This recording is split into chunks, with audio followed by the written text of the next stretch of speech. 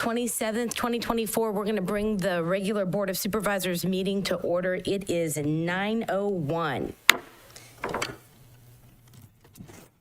Supervisor Sotelo, can you lead us in the pledge? Sorry about that. I pledge allegiance to the flag of the United States of America, to the republic for which it stands, one nation, under God, indivisible, with liberty and justice for all. Thank you for that.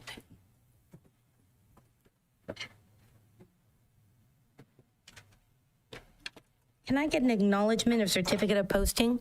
So moved. Second. I'll give it to Supervisor Kosmicki. All in favor? Aye. Aye. Any opposed? Okay, so presentations and recognitions. We have to approve the certificates of recognition for the honorees of the second annual Native Gathering of San Benito County, which will be held on September 7th and 8th. I understand that we will not be presenting these today. These will be presented on the 7th at 1 p.m. at the event, and I will be in attendance for that. But can I get a motion to approve the recognitions? So moved. I'll second. All in favor? Aye. Aye. Any opposed? Okay, and just to say, since we don't have anyone representing, I just want to make sure we don't have anybody representing. This event is, the presentation of these certificates will be at 1 p.m. at Bellotto Park. The event is on the 7th and the 8th from 10 a.m. to 6 p.m. on Saturday and Sunday. And that's all I want to announce on that. So I believe we have 3 department head announcements this morning. Good morning, Madam Chair. Yes, we do. We have one will be from administration, one will be from planning from Abraham Prado, and then one from Selena Stotler from integrated waste. So I'll start with the first one. It's an introduction of a new hire in administration. It's a new senior administrative analyst. Her name is Sonia Likens. She is been here since the beginning of July. I failed to introduce her, I think, at the last meeting. I apologize for that. But we are thrilled that she's on board with us. She comes with great knowledge. She actually comes from the county of Santa Cruz, and she's worked at various departments there, so she comes with a lot of experience. And she's actually quite integral right now. She's helping with a transition in public works right now with some staff that's leaving, so she's over there assisting them, helping out until we get the position filled. So, but I will let her come up. I told her to have a PowerPoint ready and any questions that the board would like to throw at her, but Sonia, please, if you don't mind. Thank you.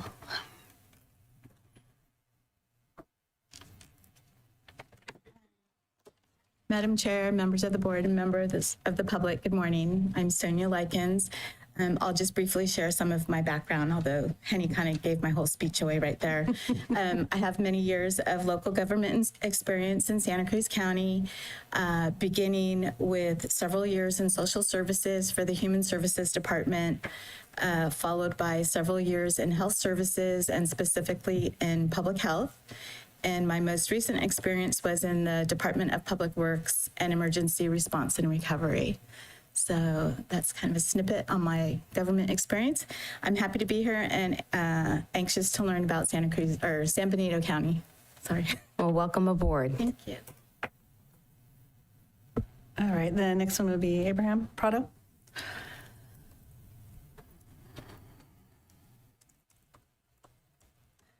Thank you, Henny. Madam Chair, members of the board, good morning. Abraham Prado, Director of Planning and Building Services. On Thursday, August 22nd, after the agenda for today's board meeting was posted, the applicant for item 2.4, the RWE Clean Energy on your agenda, contacted the planning department and indicated that they no longer would like to move forward requesting a waiver for the decommission fund. And that's for the Panoche Valley Solar Plant as indicated on item 2.4 of the agenda. And therefore the request is to please withdraw this item from today's agenda. And they will be proceeding with the fund deposit by the date certain on the development agreement, which is August 31st, 2024. Just a little bit of background for your information. The Planning Commission did hear a presentation from RWE at the regular August 18th, 2024 Planning Commission meeting, and they unanimously voted not to recommend the board to deny the waiver. And so about a week later, they contacted planning and they asked that they would want to withdraw the item. Thank you, Abraham. You're welcome. Thank you. All right, next up is Selena Stotler from Integrated Waste. Good morning, Board of Supervisors. Selena Stotler, Integrated Waste Manager with the county's Resource Management Agency. I'd like to invite the board, staff, and the greater public to provide feedback in the form of a survey for the county's comprehensive climate action plan. RMA has developed a landing page for the survey, and this project can be found, more information on the project can be found on sanbenitocountyca.gov /CCAP. The surveys are available in English and Spanish, and there are two versions of the survey, one for community organizations to provide feedback on behalf of their entire organization or as an individual community member. And we'll be doing a lot of in-person outreach over the coming months, starting with this Wednesday with the Hollister Downtown Association. We're doing their quarterly breakfast and offering a presentation.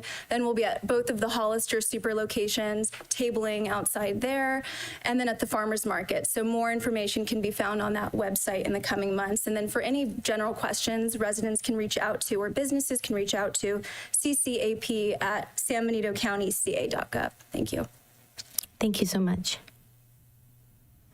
Okay, if that's it on department head announcements, let's go to board announcements. Is there anybody that would like to go first?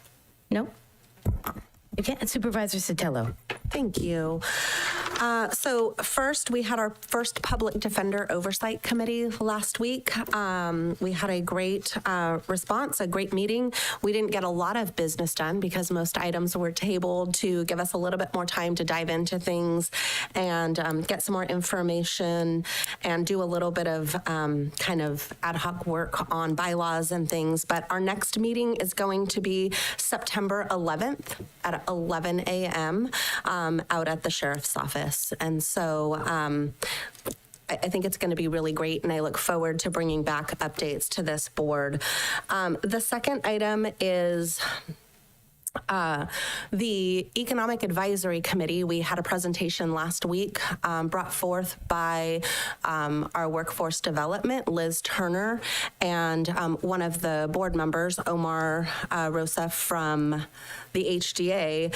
And it was a presentation from Metrics Learning, and it was all about kind of these it's kind of this education that would be available for the community and earning kind of certificates. And there was thousands of courses. And if we pay for this potentially, if the county, decides to move forward with this, it would provide free training for our entire community. So everybody looking for more job training, employers can use this, the high school can use it, we can use this as a county, an amazing platform. So we're really, really excited. We're going to, the Economic Advisory Committee is bringing this back to the Board of Supervisors on September 10th, and I believe they've confirmed that Metrics Learning will be doing a presentation to the board. So I can't wait for you all to learn about it. I know Supervisor Curro and I were very excited, and we saw a lot of potential about what this could bring to our community. The third thing that I have, and the last thing that I have this morning, is kind of exciting for our community. The staff with the California Public Utilities Commission, so CPUC, has recommended that one of our projects in San Benito County be funded, and be funded really at 100%. And so it's $10 million for broadband access. It kind of services in different parts of the community. Predominantly, it appears from the maps that I've looked at, kind of Aromas, San Juan Bautista, and into Hollister a little bit. It will serve about 1,200 households. It goes before the CPUC on September 12th. And so this is a huge lift and a huge benefit for our community. And so anyways, I just wanted to make you aware that there are some really great things happening. So $10 million for this broadband, and it will go to this Hankins technology. And just know that you have a whole team behind you of county employees, people up at the state, at the RCRC, the Rural Counties group, they have an arm called the Golden State Connect Authority, that we really are doing everything we can to advocate for this community and get this kind of funding. So we're one of the first. They just started offering these awards, and I will give you official word in September sometime, but it goes before CPUC September 12th. So kind of exciting, good news for our community. So that's it. Thank you. Thank you. Supervisor Kosmicki, would you like to go? Yes, Madam Chair, thank you. So first off, committee-wise, we had the cannabis ad hoc with Supervisor Gonzalez, and we're just moving forward on recommended policy changes, and just we bring them back something at some point here to just more work is being done to remove the barriers and allow the county to be more competitive with surrounding areas. As far as fire protection advisory, we were presented with the staff's outline for criteria for an RFP. And there were just an array of recommendations on the feasibility study criteria from the elected officials. And part of my recommendations that I made was to basically to require individual jurisdictions to have final approval on the criteria and ultimately the consultants that's chosen because of the importance of that topic. And then met with the Dark Skies, the Fremont Peak Observatory group about dark skies. And so they brought up just county policy and just maybe shoring up, looking back at county policy to make sure that our policies are friendly with dark skies initiatives and to just ensure that we have the right, I know we do have dark skies policies, so I'll just perhaps just follow up with Abraham just to clarify anything we need to clarify on that to make sure lighting and things like that allow for the observatory to have their activities going forward. And they did mention that preservation of agriculture is essentially the most important thing we can do to make sure that we continue to have dark skies and be able to see with those telescopes. And then Monterey Bay Air Resources District, I'm the vice chair of that board, and we had the not only our meeting, but we also had the 50th anniversary celebration, so I was there to represent the county there as well. They did provide an update on some issues, the cannery smell update. I had asked for, there were obviously the city of Hollister was involved, and I also asked for Monterey Bay Air Resources to at least chime in and get involved. And so I know city managers here, and I know they're on top of that. And it looks like for now, at least that's resolved. But I did ask MBAR just to make sure there's a continuous line of communication with the city, just to ensure that we can do whatever we can to not have that crop up every year there on the west side, because it is a very big impact on west side residents in my district. And then good news is that we've been communicating quite a bit about Monterey Air Resources District grants, and they're essentially divvied out to each of the 3 counties, and as long as we apply, we're ensured that we should get a certain number of those grants. And so I did some outreach with not only the county staff, but other jurisdictions that can apply. And I was told that this multiple staff members came up to me and just were raving at how many applications our county had for those grants. So we should get a good, so I appreciate staff's work on that, and we should get some good results on that this year as far as getting grants from the Air Resources District. We'll see, have more on that in the coming months. And then other than that, Finance Committee with Chair Curro, you know, we talked a bit about ARPA and things, and I just emphasized with if we do have some available dollars with some things that maybe aren't happening, that we could potentially shift those, and we'll have that conversation today, obviously, as well, shift those toward our homeless encampment cleanup efforts that we'll be undertaking. Because we have exhausted the funding, as Tracy Belton can certainly elaborate on the prior allocation for encampment cleanup. And then finally, 3CE, Community Choice Energy, yesterday held a robust conversation on consolidating the board size. This is a 19-member board for 3CE. It's a very complicated subject matter. I've been a big advocate for reducing the board size of 3CE to make it more effective, to give staff more time to engage with each of the board members. So it's essentially, the debate is continuing. As you might imagine, some jurisdictions were reluctant or in a strong opposition to reducing the size of this 19-member board. I made the case that 9 to 11 board members, I think, is common knowledge that that can be the most effective board, whether it's nonprofits, corporate, or government boards as well. And so there'll be further study. There'll be an ad hoc on that, and that's all I have. Thank you. Thank you for that update. Supervisor Gonzalez, no? Supervisor?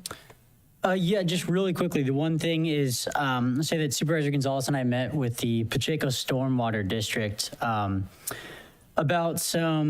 well, the county gave them a loan recently, and it's looking promising that FEMA is going to be reimbursing all that money eventually. FEMA is very difficult to deal with, and it takes a long time, so we don't know yet for sure. But just want to update that they've been doing a lot of work on the levees and the creek cleanup, and they had a little bit of extra funds in their loan that we gave them, and about $150,000. And so they're just going to keep using that to repair some of the other weak levee spots in order to try to prevent another incident in the next winter. So that's all. Great, thank you so much for that update. Just a couple of updates. One, really excited about the Economic Development Committee and the work that we've been doing with our community members and our nonprofits. I'm excited I'm thankful that Supervisor Sotelo is chairing that, and we're going to be bringing something forward at the next meeting. The Latino Coalition of San Benito County did their 27th annual Visionary Women's Luncheon. I attended, and I have to say it was truly an honor, not just because Betty Yee was there and Ana Caballero, but also Rivas's team and Zoe Lofgren's team were there. But we honored two women in our community. One was Captain Rosie, and I'm going to say your last name wrong. Is it pronounced Betanio? Betano. Okay, thank you. And I'm terrible with name pronunciation. But it was truly inspiring to see what she has done in her time working for Hollister PD, and to see that she is affecting young women and breaking barriers. It was very empowering to watch. But also, we recognized Connie Padron, who is a longtime advocate for senior services and was with Jóvenes de Antonio for years. But she also was for 15 years an elections volunteer. And I worked with her directly for 10 of those years.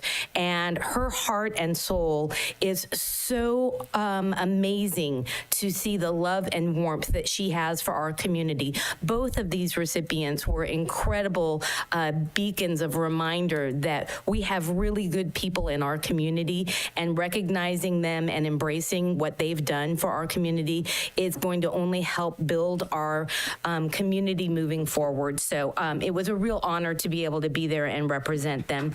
I also attended a Hazel Hawkins public meeting that was put on by Roxy Montana at the Epic Center. I answered as many questions, fact-based only, with Cecilia Montavo, and that seemed to spark a lot of conversation about both the measure from the hospital district and the measure from San Benito County, the advisory measure. But also then after I left, I believe they actually got into the candidate thing, and I didn't stay for that. But I was very impressed with the amount of attendees and the amount of engagement. It was really good to see. The other thing is, I attended the NACO Ag and Rural Steering Committee, and this committee is just starting again for this. They do it fiscal years, and they've asked for our input on what our priorities are.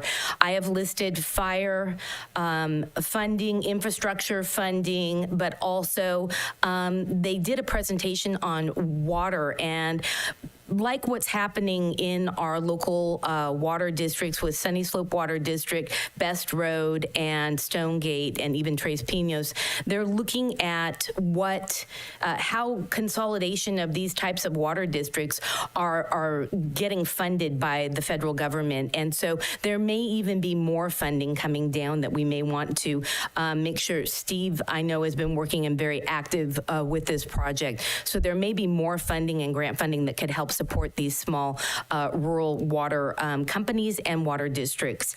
There is definitely a movement across the country to give as much support when it comes to water as possible. This Ag and Rural Steering Committee at NACO is now actually, the chair is from Madera County, and I apologize, I can't recall his name, but he's a wonderful advocate for California and rural counties. The one thing I did bring up is that wastewater is kind of always overlooked. They're always looking at water and not wastewater. And I brought that up at the meeting yesterday, and out of the over 50 plus attendees, they were all in agreement that while we're trying to solve water, wastewater is a major problem, and that they understand that there are so many ways we can move forward with it. So it's just reminding the federal government that funding for water is great, but we also need to remember even wastewater is important. The last thing, Supervisor Kosmicki already somewhat reported on the fire subcommittee, and we'll be talking about that later in the agenda today. But I want to make a comment about a report that came out of KION yesterday at their news cycle. It stated that the county was not collaborating, or the mayor and city of Hollister were not collaborating together on negotiations on the fire. Number one, we have not directed the staff to go into negotiations as a board. I don't care if whether it's individuals that are speaking, First Amendment rights, that's fine. If you're speaking on behalf as an elected official, that's fine. But I've asked the PIO to look into this because it was represented from the Board of Supervisors. And it is very concerning to be working behind the scenes as much as possible with both cities, the city of San Juan Bautista and the city of Hollister, not just on fire, but on multiple shared services and items that are of importance to our community. We have been working since I was elected in 2022, I've been working, and I know this board has been working, many of us, on building the relationship with both cities and repairing some bad blood. Trying to build trust is very important, and having the media report things on behalf of the board and the county is very concerning to me. So I just want to make sure that everyone understands we may not have a perfect relationship with the cities, but we are working with the cities, and we are trying to come up with options that will be presented to the board and to the city. I don't want to ruin all the work that we've done. I just want to make sure that the public understands just because you read it or see it in the news does not necessarily mean it's true. And I apologize if that came across that way. I will, when I find out more, I will report more. With that, we're going to move on to public comment for any items that are not on the agenda.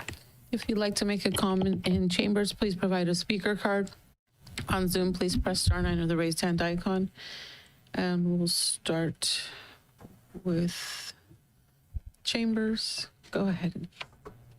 We got Stacy. Good morning. Thank you, Madam Chair and Board. My name is Stacy McGrady. I'm a resident in San Benito County, and I just wanted to bring up something that's been on so many of our minds is the future of Hazel Hawkins Memorial Hospital. And I know that you all have been very involved in making everyone aware of this as well. I think it's so important that we keep the management and ownership of the hospital local. And I was thinking about lessons that we learned during, for example, the COVID crisis. Prior to COVID, we outsourced so many of our services, not just us, but nationally, internationally, businesses, organizations, and so many of our resources were outsourced to China, for example. And then during the COVID crisis, supply chain issues, and we discovered that that wasn't actually working out so well. It was the rule of unintended consequences, right? Which is something that I always think about, like, what else could happen? What could possibly go wrong? And I think, when I look back on when the crisis, the financial crisis of the hospital was first laid out on the community, the solutions were framed as developing partnerships, for example, with maybe local organizations like Salinas Valley or Kaiser or maybe Sutter. And none of those, came to fruition. Now we're looking at this sale to Insight out of Michigan. And I feel like, maybe we're missing that rule of unintended consequences. I feel like we're outsourcing all of our resources, and we're going to lose local control and local management and the ability to control our own destiny if we give up our resources. And I just want to, make sure that we don't make the same mistakes that happened prior to COVID with our outsourcing. We couldn't initially attract those local partnerships. Maybe our house wasn't in order, and I'm saying Hazel Hawkins, the books, the financial statements, at least that's what it seemed like from the bankruptcy court. But since then, the hospital's been doing much better and actually making a profit, and maybe their house is in order now. Maybe we could reach out to those local partnerships. I think it's important to consider that as long as we don't sell the hospital, we keep our options open, and I think that's critical. Thank you so much. Thank you for your comment. Next, we have on Zoom, Elias Salinas. You've been unmuted and you have 3 minutes. Thank you. Good morning. I want to say thank you to Madam Chair Curro for your words as you ended your information there on updates. I completely 1,000% agree with you. The cities and the counties working together, and the words of a few people that are trying to maybe unintentionally destroy what has been going on in the last few years to try to cooperate together with the cities and work as a team together. I mean, we are a very small community, and it should be that everybody gets along, and hopefully that'll continue in the future, and that those people putting out there false information will stop, because it doesn't benefit the cities, nor does it benefit the county, especially because those that are speaking happen to be elected officials within the county and within the city. So there are many folks out there that agree with you, Supervisor Curro, and keep up the good work. Keep up the good work with the economic development as well. We need economic development. We don't know what's going to happen with this Measure A that, in my opinion, would financially destroy San Benito County. I mean, as it is, we don't have those businesses on the 101 corridor, and we don't have, what we have is the reputation that we're not friendly to outside businesses, and that's not true. That's based on the voice of a minority, but they happen to be loud. Also, I'd like to remind the board that, the staff, the morale is low in county staff, and I again encourage you and tell you, please stop using county staff as your personal assistants. I mean, the morale is low as it is, and it's stressful for them to get asked to do certain things when they already have things to do, and they just don't have the time to be your personal assistant. So please beware and be respectful of their time, that they do have a job to do, and they are there to assist you, but they're not there to be your personal assistants. Thank you. Thank you. Next on Zoom is Valerie Eglin. You've been unmuted and you have 3 minutes. Yes, thank you. And I iterate the same as Chair Curro. Elias Salinas, and I was shocked to hear both of them speak on about the same thing that shocked me on Facebook this morning, looking at an inappropriate posting made by Sitting Supervisor Kosmicki. We have a difficulty enough working with the cities and the county together, and then to have a post that says, please support Roxanne Stevens for Hollister mayor. She is the only true supporter of slow, responsible growth in the mayor's race. And I don't doubt that Mrs. Stevens is qualified. However, it's not appropriate for a sitting supervisor to weigh in such that jurisdiction is blurred. The statement is a half-truth, unverified by any data, constituting an attack on a sitting mayor who backs every statement with her own data and research. So I was just beside myself to see that kind of open support from a supervisor crossing lines. So thank you. Thank you. Thank you for your comment. Next on Zoom, Tim Heaven, you've been unmuted and you have 3 minutes. Good morning, Board of Supervisors. This is Timothy Heaven. I serve on the CLC Leadership Council. I'm the chair of the Lived Experience Advisory Directive. I'm also on the California State Policy Advisory Committee with the Corporation for Supportive Housing. I'm not sure if you guys received the brief I sent you guys, but I am very concerned about you guys passing this camping ban.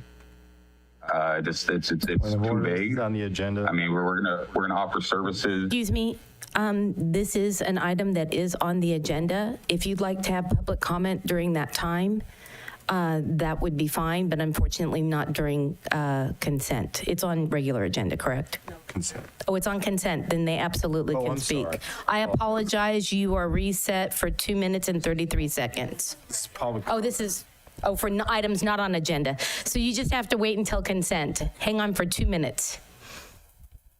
Thank you, guys. I need team support here right now. I'm a little under the weather.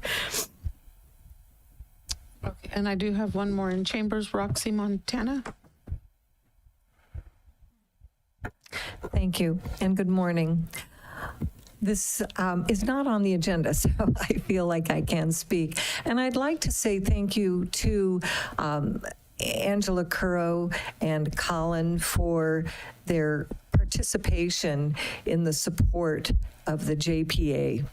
And I've found that the JPA is something that people do not understand. And we still have a challenge in front of us to let them know that B, Colin, Angela, Mindy, and Dom are not going to be running the hospital.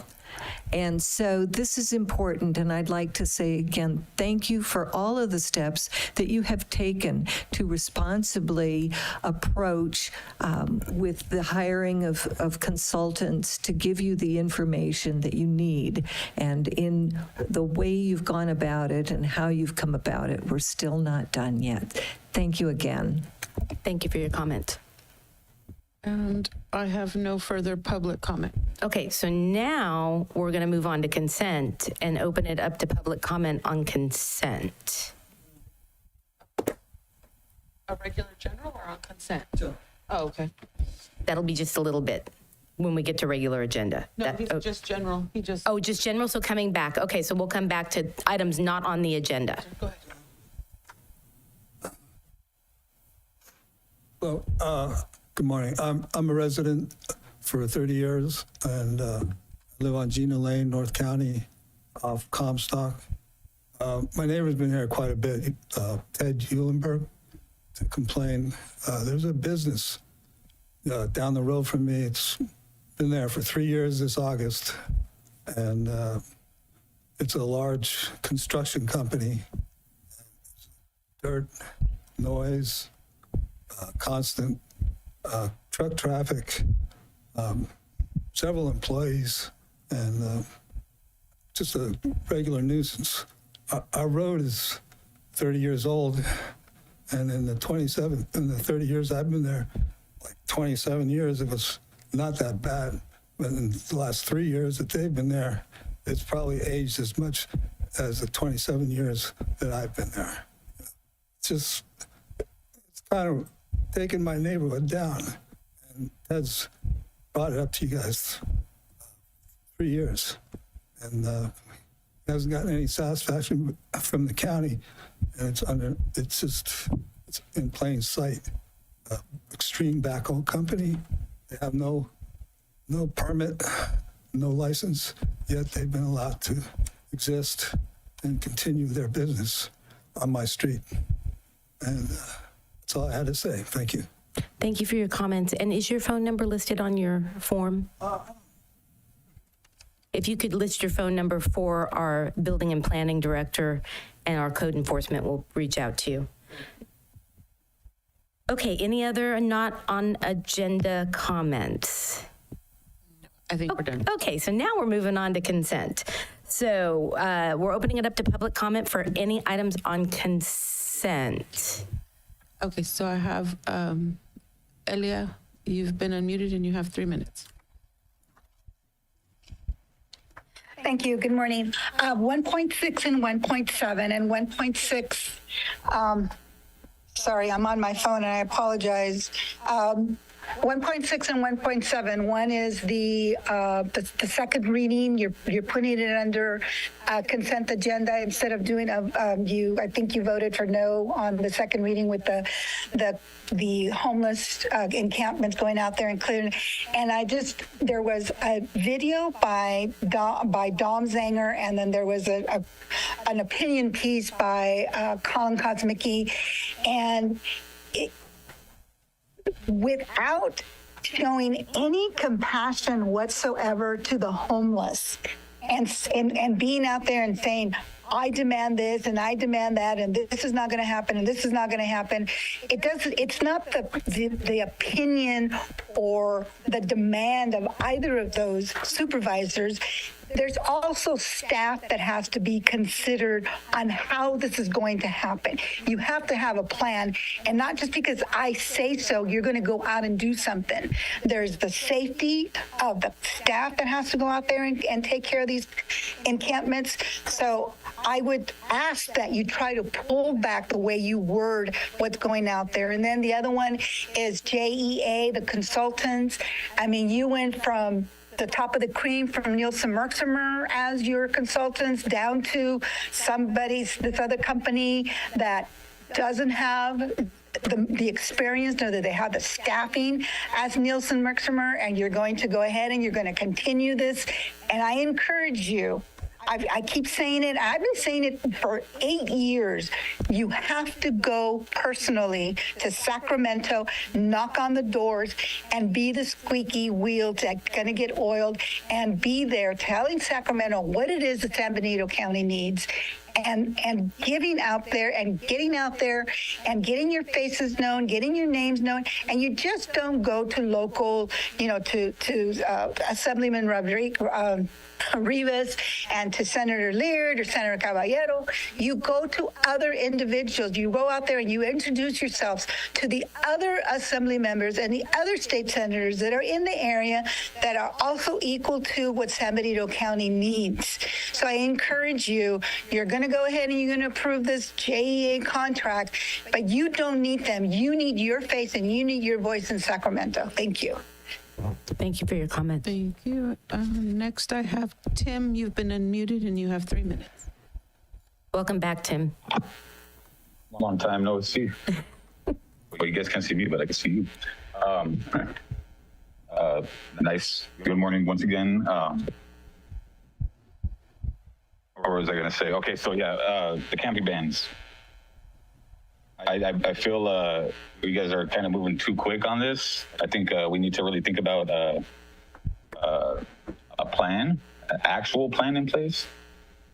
I mean, we could say that we're going to offer services to people out there, but what services are we going to offer? I mean, we send them to NA meetings, we get them behavioral health. They still need a place to sleep at night. They go to jail, they come out, they're still going to need a place to sleep.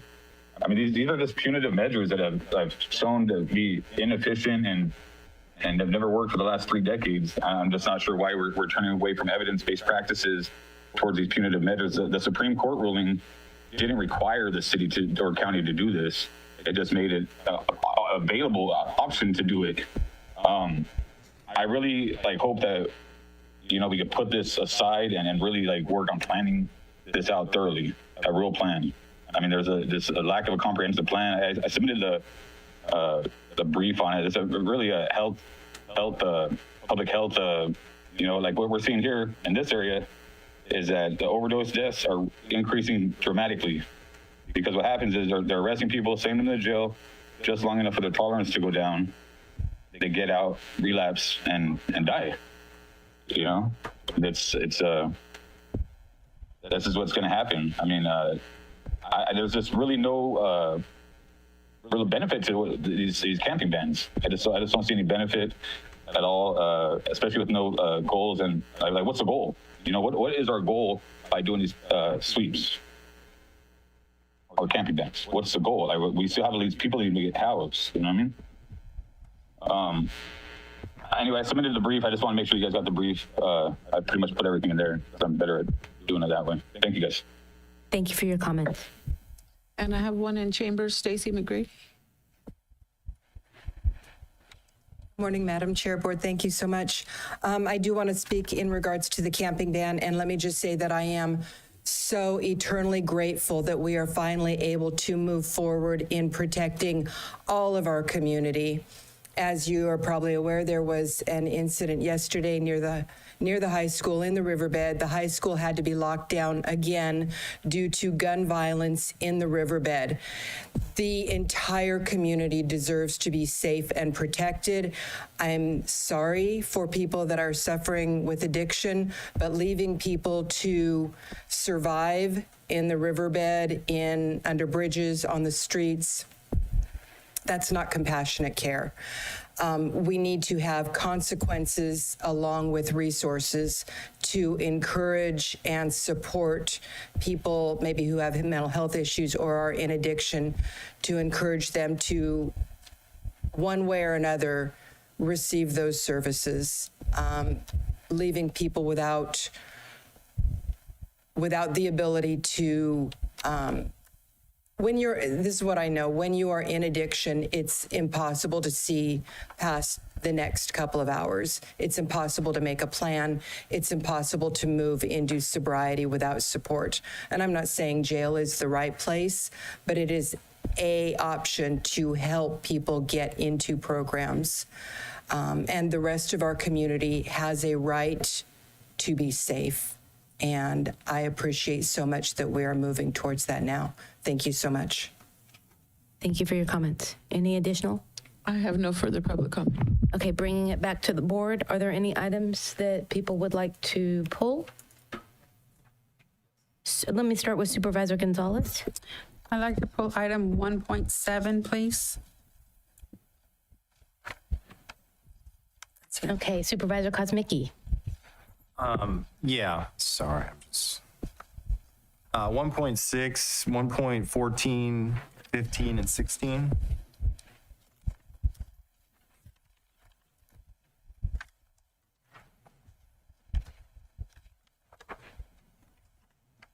Good? Yeah. Okay, Supervisor Zanger? They pulled mine. Okay, Supervisor, and mine got pulled too, so, okay, so, except for item 1.6, 1.7, 1.14, 1.15, and 1.16, can I get a motion to approve consent? Move to approve all others. Second. All in favor? Aye. Aye. Any opposed? That's 5-0. Okay, so those items will be moved to the back of the agenda after a regular session, unless for some reason we're able to squeeze them in before we go to closed session. Okay, so now we're moving on to regular agenda, item number 2.1. Treasurer tax collector receive a presentation from Chandler Asset Management. Welcome. And thank you for doing this on regular agenda. Last year, you guys did it, with a little meeting, and I thought this was a really great presentation last year that the full board would enjoy. So welcome, Melinda. Okay. Attached is the June 2024 treasurer portfolio. I normally put these monthly reports on consent agenda. However, I invited Carlos Oblitas, who is the senior portfolio and investment strategist with Chandler Asset Management. A couple of years ago, we decided to change our direction on our portfolio. And so we, through an RFP, we chose to have, we selected Chandler Asset Management. And working with them and Carlos, I feel that we have, using his expertise and support, that we have a much stronger and diversified portfolio. So I asked him to come and make a presentation today. So I'm going to turn it over to him. Thank you, Melinda. Welcome, Carlos. Thank you very much. I'm Carlos Oblitas. I'm a senior portfolio strategist with the investment team at Chandler Asset Management. My firm manages approximately 35 billion. Most of it are local governments. We work with many counties and cities and special districts and even state agencies across the state and across the country. As your treasurer tax collector stated, we're your investment advisor. We manage a portion of the county's treasury. As you're aware, that treasury comprises monies that the county owns. It also has school districts money and other participants that are compelled to be in the pool. The pool is designed to provide liquidity and a competitive return for short-term assets, and I'll get into some detail on that. I'm going to skip the first couple of pages because they're more about the economic backdrop. I might come back to them because it might help give a background to what I'm going to show you. But in essence, your investments as a local government in the state of California are governed by California Government Code, and they're very restrictive. First of all, they set per California Code Government Code 53600.5, you're compelled or required to pursue the objectives of safety first. It means the money has to be fairly safe. You can't really lose it. Followed by liquidity. It means you have to have the money available when you need it. And then after those two objectives are met, then you can achieve some sort of return. And in fact, California Government Code goes even further in code section, Government Code section 53600 and a bunch of related sections beyond that, 53601 specifically, where they significantly limit the types of investments that you can make. This graphic that you see before you is just a broad representation of the overall investment universe. You can see that you're basically above that black line, anything that's in green. In fact, even above that black line, there are certain things you can't do. In essence, you can invest in bonds. You can purchase debt securities. A bond is a debt security where you lend your money out and you get paid interest on it, and your returns come from a combination of the interest that's paid on that bond and the fair value of those cash flow streams, and the principal that come back to you can also shift. So we try and optimize the portfolio for that. But they're very safe and low volatility investments, primarily treasury securities. These are debt securities from the United States government. They're considered one of the safest investments.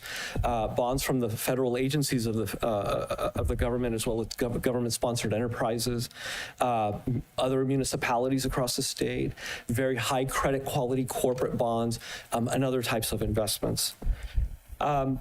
In essence, when the pool pays an apportionment out to its participants, when they give you your return, what you walk away with, in your particular pool, that comes, in essence, from a portfolio of managed securities, which we take charge of, which we work with.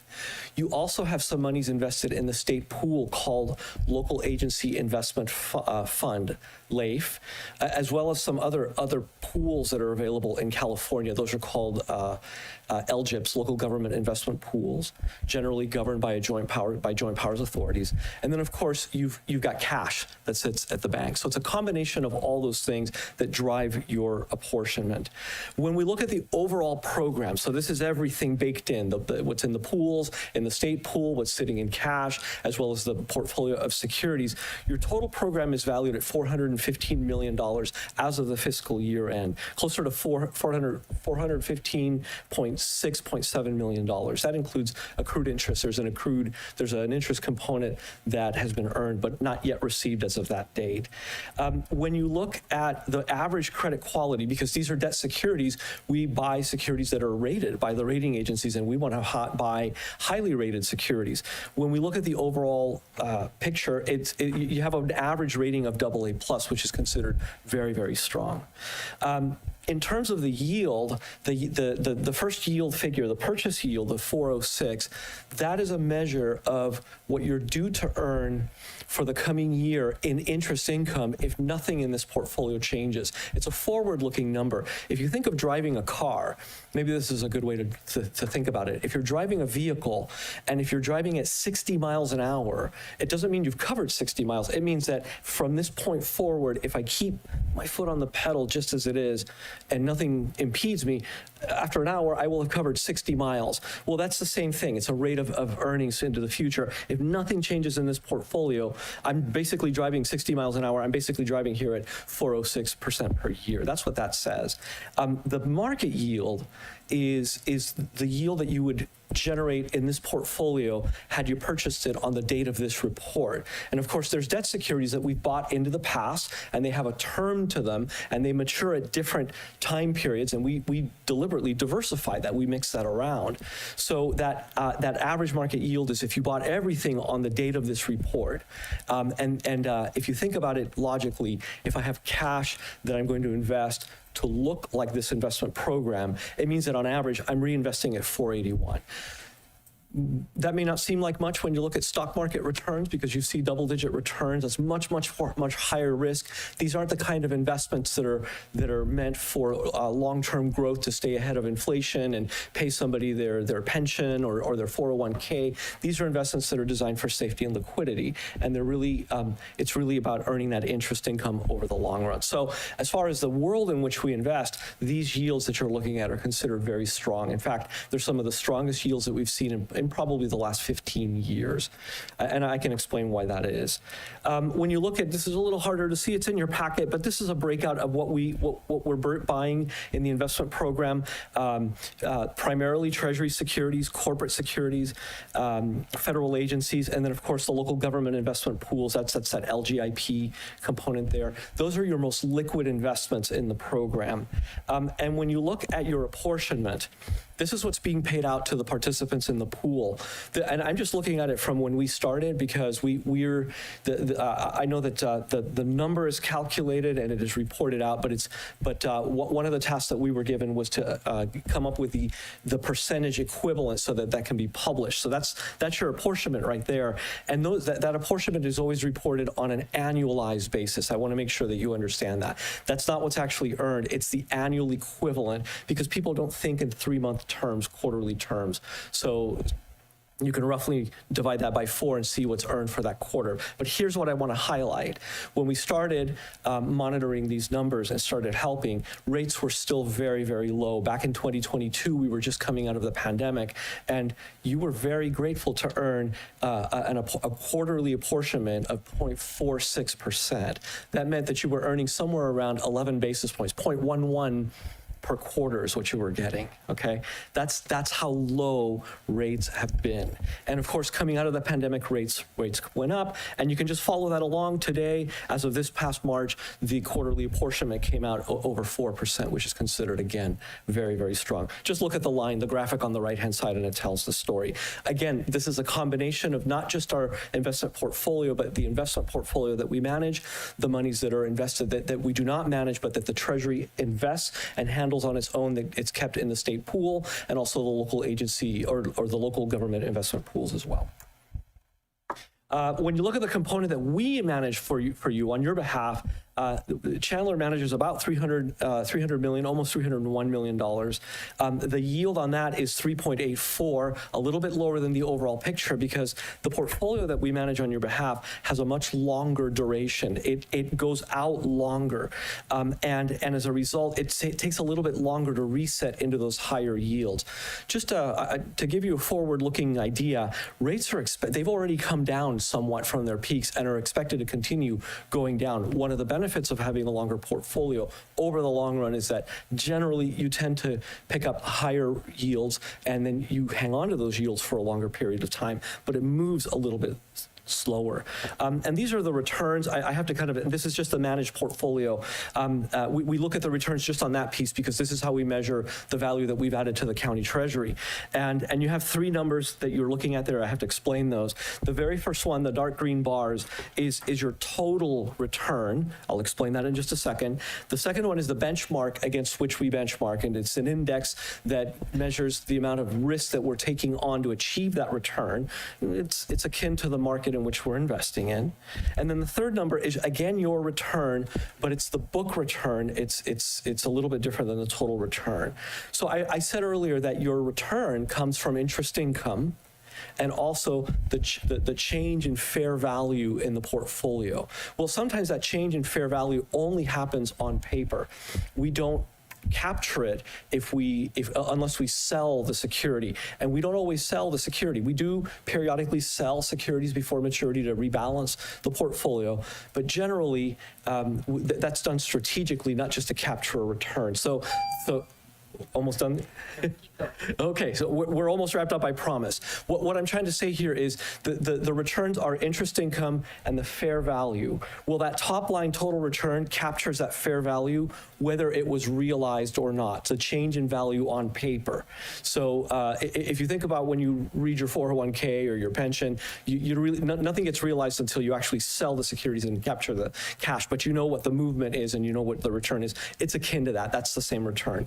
The book return it excludes that component. So it's really just the interest income. And if we sold something and actually realized the gain or the loss, it's baked in there. So since we've been working with you back when rates were sub 1%, we've been averaging, taking compounding into effect, the book return has been averaging somewhere around 2%. So this goes back to a time when we were lucky to get just around less than 1%. And of course, that's changed dramatically. And that should continue to go up as we see securities with lower yields in the portfolio mature or are sold off and get replaced with higher yielding securities that are available today. Just look at the past year. It was a fantastic year. On a total return basis, it was 458. The book return was 334. It tells you that you collected about 3/4 of that number, about 3/4, 2/3 to 3/4 of that 458 just came from interest alone. About 1/4 of that 458 came from fair value appreciation.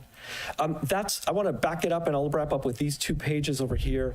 I mentioned to you that rates have risen. That's the chart on the left-hand side. You're looking at the yields for treasuries for 2, 5, and 10-year maturities, and you can see how low they were. The 2-year treasury yield hit its all-time historic low ever in history of 0.1% in April of 2021. That's the environment that we started out with. And there's a quirk about the bond markets.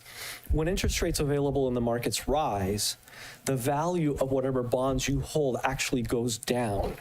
So even though you're able to pick up slowly new yields that are higher, so you get interest income. It takes time to do that. But when the rates in the markets rise, what the value on paper of whatever you hold actually goes down. It's an inverse relationship. I can explain the math if you really wanted me to. But in essence, that is what happens. So we entered into a period of time when this portfolio was under significant pressure on the value of the portfolio. But slowly but surely, we've been capturing higher and higher and higher yields. The opposite is about to happen. These yields are anticipated to come down as the Federal Reserve, if you look at the chart page before that, the chart on the right-hand side, they manipulate an overnight lending rate between banks called the federal funds rate, and they set a target for that. They're about to lower that target. It's anticipated that they will do that in their September meeting, which is going to signal to investors that rates will be lower down the line. And they do that for economic reasons, which I won't get into right now unless you ask me. Let me pause there and take any questions that you may have. Before we go to questions, let's open it up to public comment. If you'd like to make a comment in chambers, please provide a speaker card. On Zoom, please press *9 or the raised hand icon. And I have no public comment. Okay, bringing it back to the board. Any questions, comments? Supervisor Kosmicki. Yeah, thank you for the report, the numbers. Obviously, the markets have been performing very well. A couple things I'm curious about. Obviously, we've had good returns, but I'm wondering if it's possible to get a report on some comps as far as other counties and what rates of return they've had, just to get an idea, to compare us to others, maybe even around us. I know they're going to have larger pools of investments, but it would still be beneficial to see just comparisons with other jurisdictions. So I'm going to let your treasurer speak, but I will tell you, I happen to know for a fact that we do exactly that. We do look at other counties and what they're doing. Every county obviously is different. They follow different strategies, but I would tell you that because we work with several other counties, your returns are comparable to what your neighbors are doing. I didn't provide it, but we look, one of the counties does a report that shows what each other county is doing. Basically, they're from the Valley. And so I can provide that to you in a couple, at least on the next report. Okay, thank you. That'd be great. Yeah. Any other questions, comments? I want to thank you both for being here today. The one comment I have is reminding everyone, this includes all of our school revenue. This is not county revenue that is invested as much. I mean, when you look at it percentage-wise, I mean, how much of it is actually for the schools? I just want the public to understand, we're not just sitting on a big wad of cash. I'm sorry. If you think we are, we're not.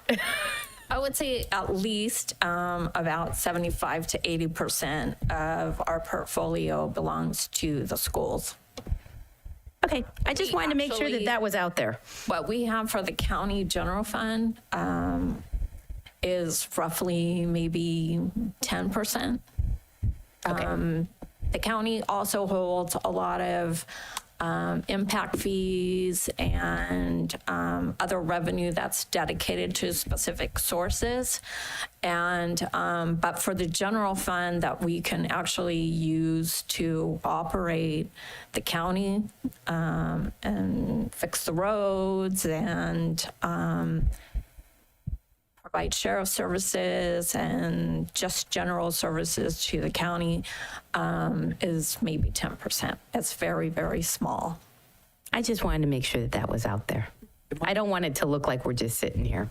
It might be helpful to note, so of that 415.6 million, it's not just money that sits in a little pool in a back pocket. This is money constantly coming in and going out. It's claimed by many cash needs. So it's a dynamic process. I always think of it as a bucket where you pour water in and you draw water out to pay.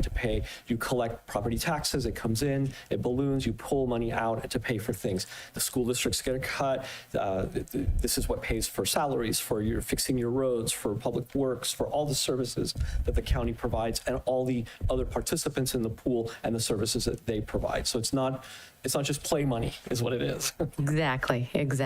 I would say that out of our $400 million pool, about 150,000 of it we keep in what we call liquidity, and we use that money to manage daily operations for the schools and the county and the special districts. We use that money to operate so that we can pay all the bills. And the rest of it is pretty much invested with Chandler Asset Management. And just because schools are such a big part of this and such an important part of our community, and how does it work? Because I really don't know, and I'm asking this very blindly, and I'm apologizing for not giving you a heads up. How much of this, do we get any reimbursement or administrative fee for the services that you provide for all the administration of this money? Sure. For the schools? Basically, our entire operating budget for the Treasury is reimbursed through we apportion the interest. Actually, I should say the auditor's office apportions the interest that we receive. And in that calculation is deducted our operating expenses for the Treasury Department. So basically, the Treasury Department is a net zero cost to the county. Great. I just wanted so that it's understood, and I knew there was a process for getting that reimbursed, but I just didn't know it came through that interest calculation. So thank you so much. Any additional questions from the board? Anybody? Okay, thank you guys. Really appreciate the presentation. Thank you very much. Okay, now it was receive a presentation. I don't know if we had any action. Nope, we had no action on this item. So we are going to move on to 2.2, which is RMA, accept presentation on roads projects. Oh, this will be exciting. Hi, Steve. Good morning.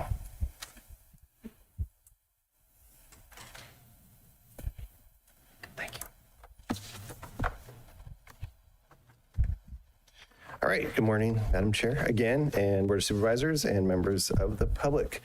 We're going to have a little more deep dive into the road project status this morning. So there's a couple current projects I'll talk about real quick, and actually some smaller requests from the Board of Supervisors, kind of updates, and then we'll jump into the upcoming road projects. So before I get into the actual projects shown here, regarding speed and some issues of traffic we're having in Tres Pinos. This is per a couple board members. We have been coordinating with Caltrans. We had one meeting, and we're talking about the traffic that goes through downtown Tres Pinos. Caltrans is going to allow us, the county, to install some speed radar signs and some speed limit signs on both sides of the town, which doesn't seem like a huge coordination effort, but it's usually the state prefers to implement their own things in the right of way, but they're going to allow us to install some speed signs and some stop sign or some speed limits, the speed signs and radar, flashing radar signs. And so that's already on our agenda for our public works crew to install those, and should happen pretty soon, actually. The next few weeks, I'm guessing. And so that's a good thing. In addition to that, speaking with Caltrans, they did replace one of the town signs, which I think supposedly got stolen or disappeared pretty quickly after that. So now I spoke with them again, and they're going to send their sign folks out and see which signs are missing, because I think at least one, maybe two of the Tres Pinos town signs, I'll call them, are missing. And that's kind of the extent of it at this point. They know the issue of just trying to slow down folks, but that's the current status of that project. And then another kind of just more, I don't know, project we discussed recently. I do have a meeting with a guardrail barrier company on Thursday at 10:30 to talk about the guardrails that have been damaged on Fairview Road. So hopefully we have the funds set aside, so hopefully we can get that installed as an emergency item. And it is an emergency item, in my opinion. It's a safety item. So that's a little bit of progress on that project. And then there's a few others you might want to mention we can discuss later, but those are just two recent ones I wanted to kind of highlight. So I'll jump into the actual projects and provide a few more notes on some of these. So Carr Avenue speed attenuation, we're installing some speed bumps on Carr Avenue in Aromas. We're about 2/3 finished. We are ordering we had to reorder some new bolts and pieces. And so they should arrive any day now. They're supposed to already be there, so we could finish up that project. And then the next project for speed bumps is over on Kane Drive or Kane Avenue, I forget. There's gonna be a few installed over there. And then between that and the speed studies we've been doing, I think we might have to come back to the board for more budget, because I think we'll have used up our budget. It was a small budget for speed attenuation, but that's the status of that project. Jumping over to Fairview Road. So I've got a few calls and emails and things on Fairview near John Smith Road, and they're actually doing the base rock for the new part today, and they're gonna start paving tomorrow. And then obviously restriping. So a lot of folks have been asking about the striping in that area. So our inspectors there, the county's not paying for that project. The developer's paying for it, just coming in FYI, which is a good thing. And then we're going to jump over to items 3, 4, I probably should have bunched them together, 7, 8, and 9. So Prescott Road, San Justo Road, 3, 4, and 7, 8, and 9. Those are projects that the county has been teaming with. San Juan Bautista has a project to install a sewer main from San Juan Bautista all the way to the regional treatment plant. And they're just finishing up the testing of that sewer main, I think this week even, maybe last week. And so that will, once the testing is finished, that will allow items 3, 4, 7, 8, and 9 to move forward. And it's really not a scheduled delay, it's just part of the schedule for those items. And then essentially the items parallel to 156, which are those roads for those folks that aren't familiar, will be paved and repaved in a lot better shape than they are today. And actually, full disclosure, we actually completed half of Bixby Road already because it was in real bad shape. So we just decided we needed to go out there and take some road materials. And so half of Bixby Road, number 9, is actually already completed. So we have to add some striping, but so that's good news. Okay. Number 6, Fairview Road, McCloskey Road to 100 feet south of Santa Ana Creek. So just for folks and information that aren't maybe familiar with permutations, instead of, you're going to see a few different Fairview Road segments, and it's kind of based on funding and how it was set up originally, like a couple of years ago, basically. So we project, SB1 funds, for example, in this one to be used. And historically, we received, just for everyone information, about $250,000 a month on SB1 funds. Now it's maybe a little bit less than that, but it's about $220,000 a month. And so you tell the state, okay, we think at this amount of time, we're gonna have this amount of money. And so we can build this part of the road and rebuild the next part of the road, perhaps a few months later. So, number 6. This is kind of one of the worst segments south of McCloskey towards Santa Ana Road. I mean, there's a lot of bad segments on Fairview, but we've decided to prioritize this one. It's approximately, $1 million, maybe a little bit less, to rebuild this segment. So as of January of this year, 2024, our SB1 balance, because of existing projects that we had to complete contracts for and things, was really only about $200,000 as of January of 2024, which doesn't allow us to do much. So, nevertheless, I reached out to a contractor on our job order contract list in January and engaged them and said, we think we're gonna have funds sometime soon for this segment. And we started that discussion. We actually started to put together the contract in March 2024. And technically, we could have started perhaps a month ago because we had the funds in the SB1 account, but that contractors, they have to schedule folks and things. And so long story short, we think it'll start in September/October for that segment, McCloskey to 100 feet south of Santa Ana Creek. And then I'm going to jump past 7, 8, 9 because those are the projects in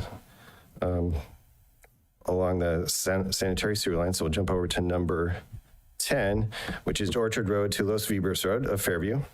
And so that project is about $600,000. It's enterprise funds. And so whether folks realize it or not, the county utilized enterprise funds as also called a loan to complete about $3 million of road improvements for the storms. And that took a big bite out of the enterprise funds.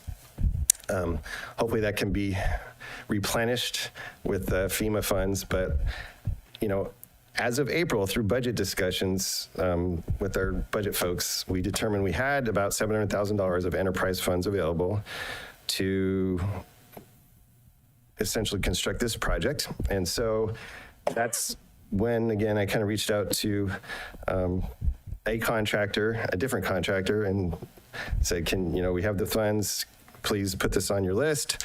Well, they're finishing a project in the city of Concord, and so they're going to finish that project in September, and so they're going to start on this segment of Fairview in October. And that is also similar to number 11. 11's actually uses SB1 funds. We think we're going to have another $400,000 of funds, of SB1 funds, and actually a little bit more than that by October, November, so that we can complete the numbers 11 and 12. So, Madam Chair, can we get the updated slide, please? So oh, I'm sorry. see which. There you go. I'm sorry. That one? Oh. Yeah, my bad. Thank you. I didn't even notice, sorry. Yeah, I thought I clicked it. I'm sorry. Thanks. So 11 and 12, SB1 fund should be available by the end of this month. And then we can build those two segments as well.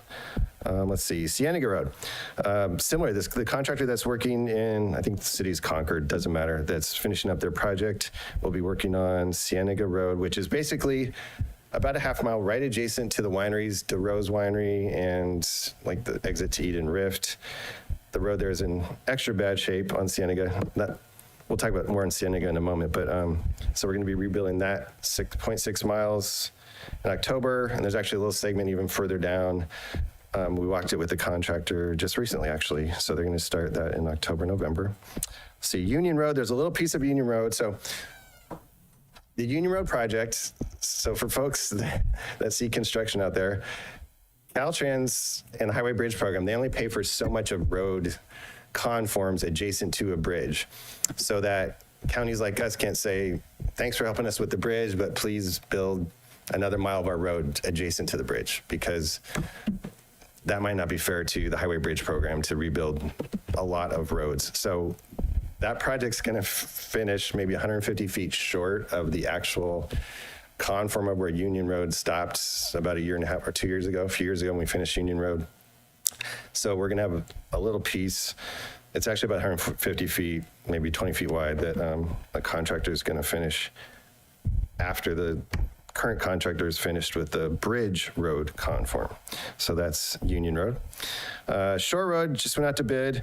We actually hope to start that, I don't know, 8 months ago, maybe longer. We got a bid for one segment of Shore Road. The bid came out probably $500,000 higher, so we decided to combine Shore Road. We just put it out to bid again. Bids are due in a couple weeks. And so if the contractor that wins the project can and will start ASAP, they can start in October. The County of Monterey has and others have a warm mix asphalt, which kind of allows you to pave down to temperatures, ambient temperatures of 35, 40 degrees, real cold temperatures. So we can start some of these in October, November. Shore Road, we're gonna have to talk to the contractor and see if it makes sense to actually start that, because that's a pretty big project. But the bids are due in a couple weeks for that project. Okay, San Juan Highway is a newish project requested by one of the supervisors. It used to be, I'll say Bixby Road, but it kind of got transferred to San Juan Highway. And we had a geotech and a designer out there months ago, and I'm just waiting to receive plans on that so that can get finished. It's basically the pavement as you're coming off 129, you're on San Juan Highway, all the way down to about Taylor Farms is where we're going to end that project and do some striping a little bit past that project. So don't have a date on that one. I've asked the consultant, but he hasn't responded yet. Let's see, Wright Road. So Wright Road, it's a little bit of a timing. We could either work on Fairview Road first or Wright Road first based on all the contractors and contracts out there that we know of.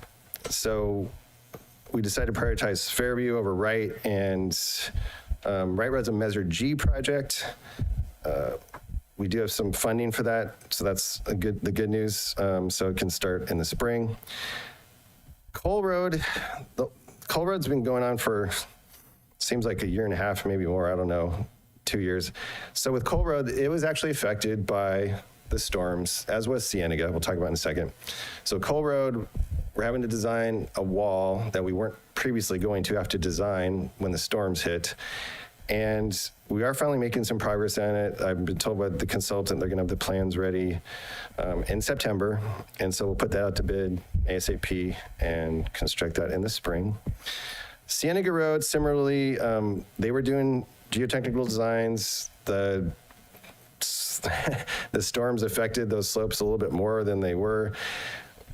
We did talk to our consultants, and they've been waiting for some, geotechnical information. The good news is we're finally going to receive that geotechnical information, and they can finish the project after they finish Cole Road, because that's the same consultant working on that project. And that's a piece from Mudstone to Bird Creek, which is the last, I'll say, real bad piece if you're coming from town out to the wineries. Obviously, we'd love to pave even more of Cienega, but good news is when you're coming from town to the wineries, once that's finished, that road's going to be in pretty good shape. The next hurdle for us is to get some money to help the road as you're heading from the wineries out to Highway 25. And I know some supervisors have been diligently working to help that, and I think we did actually get some money recently. We can talk about that later, but not enough to kind of do the whole segment. But so that's the next step for Cienega if we have funding. Okay, so then going through the budgets a few months back with our finance folks and our chief financial officer, we basically determined that we could use about roughly, I'll round it off, $15 million of general funds for this fiscal year. And then that would be it for this fiscal year in order to essentially balance the budget. And there was a lot of discussions, staffing and no staffing and some things. And so I highlighted these in gold because these were the projects we decided, okay, we don't have the general fund funds to build these roads now, even if they were ready. So we had to make some decisions about what could happen, towards next spring, summer, when, there'll be more funds available, very different funding sources and some general fund sources. So one of them is San Juan Canyon Road. We were hoping to start this year. It's a $6 million project, I think, if I remember correctly. And so what we did was we budgeted, let me get the exact number, $3.6 million for the spring. So we can actually start in the spring. And then general funds for the next fiscal year will be about a little less than $3 million. But in order to balance this year's budget, we couldn't just say, okay, here's $6 million for San Juan Canyon. So good news is we can still start it in the spring. We do have allocated $3.6 million from the current budget. And so we just will have to go from spring and then into the summer of next year. Fairview Road, kind of similar. So I think that's an SB1 project. Yes, that we should have funds for SB1 in summer 2025. Let's see, Salinas Road, just similar. Salinas Road's from the Alameda to the county limits. It's kind of a large project that we just postponed. Tres Pinos, downtown Tres Pinos, they have some road issues. They're not super bad, but they need some improvements over at Tres Pinos on their side streets and things. And so that'll be next summer. Union Road, we're just getting through the first stage of design, but the plans will be ready for bid in the spring. And similar to Fraser Lake Road, we have the budget to do the design. And so those two will probably start in the summer of 2025. I could go on with a few other projects, but I'll let the board maybe ask some questions, and I'll pause there. So, thank you. Okay, before we bring it back to the board, can we open it up to public comment, please? If you'd like to make a comment in chambers, please provide a speaker card. On Zoom, please press *9 or the raised hand icon. And on Zoom, Elia, you've been unmuted and you have 3 minutes. Thank you. Good morning. What a great report. I think they're doing a great job out there, and this is really great for the community to be informed, because that's one of the biggest things that people say out there. The biggest complaints are the roads. And I know that, calling Supervisor Kosmicki is really important to him, because this is part of his campaign, is he's going to fix the roads, and he's been very diligent about this and is very vocal about this for a long time, and it's really important for the whole entire county.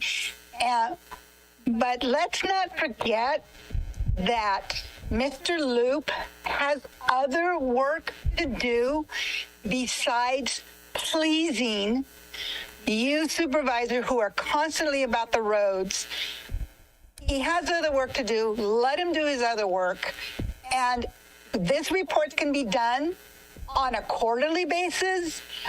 The information can be placed on a website for the county. But great report, but let's not put aside that Mr. Loop has other work to do, has other staff has other assignments to do, and not just this one thing. It takes a lot of time, a lot of staff time that is taken away from other assignments that they can be doing. Thank you. Thank you for your comments. I have no other public comment. We have public comment here in the chamber.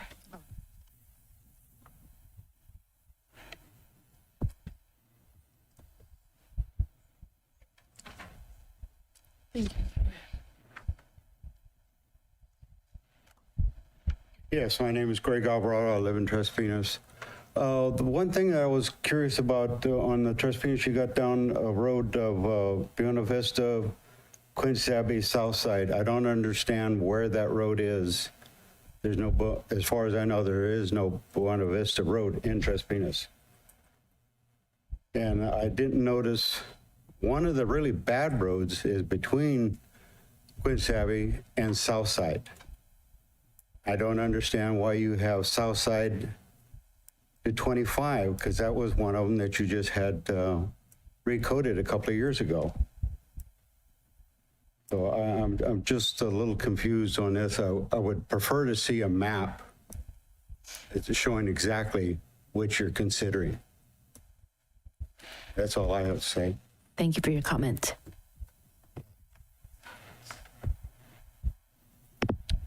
Is it okay if I just address that one real quick? Do we have any other public comment? I have no other public comment. Okay, go ahead, Steve. Yeah, I think we're talking about pretty much the same exact area. It's really interesting how the road names change between Queensabe and Southside, but I'll double check, but I think we're actually talking about the same area for that first list of roads in Tres Pinos. The lower end by the river? Yeah. Okay. Just because we're on that right now, you said signs for Tres Pinos, the city or the area signs. We also are missing some street signs, just so you know. Oh, good point. Okay, Thanks. bring it back to the board. Who would like to start? Chair. Supervisor Zanger. Great. Go right ahead. Thank you. Thank you, Steve, for the presentation. It looks really good. Looks great. And a couple questions real quickly. I know you mentioned the Kane Drive speed bumps. Do you have any kind of timeline idea of when we could get those installed? So if we use the same contractor, they're finishing that up. They're actually going to be doing some road paving work for us. So my guess, honestly, it would be November, December, if the weather's okay on Kane. So. And then you mentioned the meeting this week or next week with the contractor about the guardrails. So I guess we're finding a solution to the issue of the bridge and being able to get in there. And we don't have a timeline on that yet because you haven't met with him. Is that correct? Correct. Yeah, they have one project in Salinas, but they're going to quote unquote try to fit us in. I kind of explained the 3 locations. We're going to prioritize Los Vibros, but there's actually 3 locations on Fairview that need guardrails. So what are the other locations, Fallon? Yeah, well, no, there's one where we just repaved where the creek is. There's the guardrail there, and then over off Santa Ana Creek, the guardrail is kind of old there as well. So there's 2 creeks. There's Santa Ana. I forgot the creek north of Santa Ana. Apologize. And then Tres Pinos or Los Vibros. Excuse me. Yeah. Got it. Okay, well, great. Like I said, it looks good. Thank you for the update. My only worry is if we can stick to the dates that are there, and I know Supervisor Kazmicki pulled the contract manager consent item, the veneer item later, so I guess we'll talk about it later. But again, whatever we can do to help make sure that we can keep these dates as good as possible, just please let me know. Thank you. Mm-hmm. Supervisor Sotelo, Supervisor Kazmicki? Yeah, thank you. Yeah, thank you very much, Steve. It's a good report, and definitely optimistic seeing I know you're on top of this, but I do want to emphasize that this is the biggest priority in the county as far as infrastructure goes, and it's mine for sure, and I think almost everybody on this board has expressed that. So I would like to see regular updates. I think things can be adjusted. You can take this report and adjust the dates. That's certainly fine. I don't expect hours and hours of work to be done on every one of these reports. But I think it's, in our best interest to regularly talk about this subject. And I know that our residents want us to, and they want these updates on a regular basis, and it's more time efficient to have these updates than constantly pestering you with, questions on specific roads and things. So speaking of, San Juan Hollister, we talked about with this Union Road detour, there was an issue, another driving, the cheaters, I'll call them, that are finding their little sneaky ways to get ahead of traffic. And so we had this frontage road issue where the cheaters were using the frontage road to zip ahead of others on 4th Street, and then they were actually causing a major backlog on Union because the cheaters were clogging up the intersection. Where are we at with addressing that? I know you were communicating with Caltrans. I requested this to be addressed, and we talked about potentially putting up some kind of temporary blockade. So where are we at on that? Yeah, the good news is both Caltrans and the city and 2 out of the 3 large businesses there that have kind of larger equipment are on board. The current plan, talking to all those folks, is actually to block off the first entrance near the vehicle compaction yard, and then use the temp signal. Yeah. And so there is a business that has some concerns, and they're not sure they can make the turn where the temp signal is. So we went back and forth yesterday with that business and we're trying to make something work, but we're really close. The great news is Caltrans is on board, the city's on board, and like I said, 2 of the 3 businesses on board. So we're within, hopefully, a few days, we'll be able to make this other business happy, and we'll work with, I guess a better phrasing is to work with them to make that side closed, essentially. So I appreciate you because you brainstormed the solution, and so great job on that. I know you, as far as, but you do understand, obviously, because we've been communicating the significant inconvenience it's caused for people that are, staying in line, and I think somebody said 45 minutes to an hour to get off Union one day. It was just an absolute disaster there. And I know they do have the no right turn sign, but of course nobody is following the rule. So on that, I know the sheriff's been looped in on that, and, hoping that we can, until we get that blockade up, maybe we can hopefully send a message. We're not going to allow that breaking of the law there. And then San Juan Highway. So you mentioned that essentially we're waiting for plans. Is there any way to just communicate back at some point, just to kind of staying on top of them, because sometimes we get in this mode of waiting for plans, and then all of a sudden a quarter of the year goes by or whatever, and we're still waiting. So just hoping to make sure that stays on track. And then let's see here. Coal, you said out to spring. You know how I feel about coal, and just so whatever we can do there. Union Road is a big deal when we do get to that. I'm wondering, is there an expectation of how long that project is going to last, and sort of what, I know it's early in the game here, but just sort of what, mitigation measures we might put in to help traffic still move along? Yeah, on that note, for Union, if I'm correct, it's either 4 months. It might be 4 to 5 months to complete that project in good weather.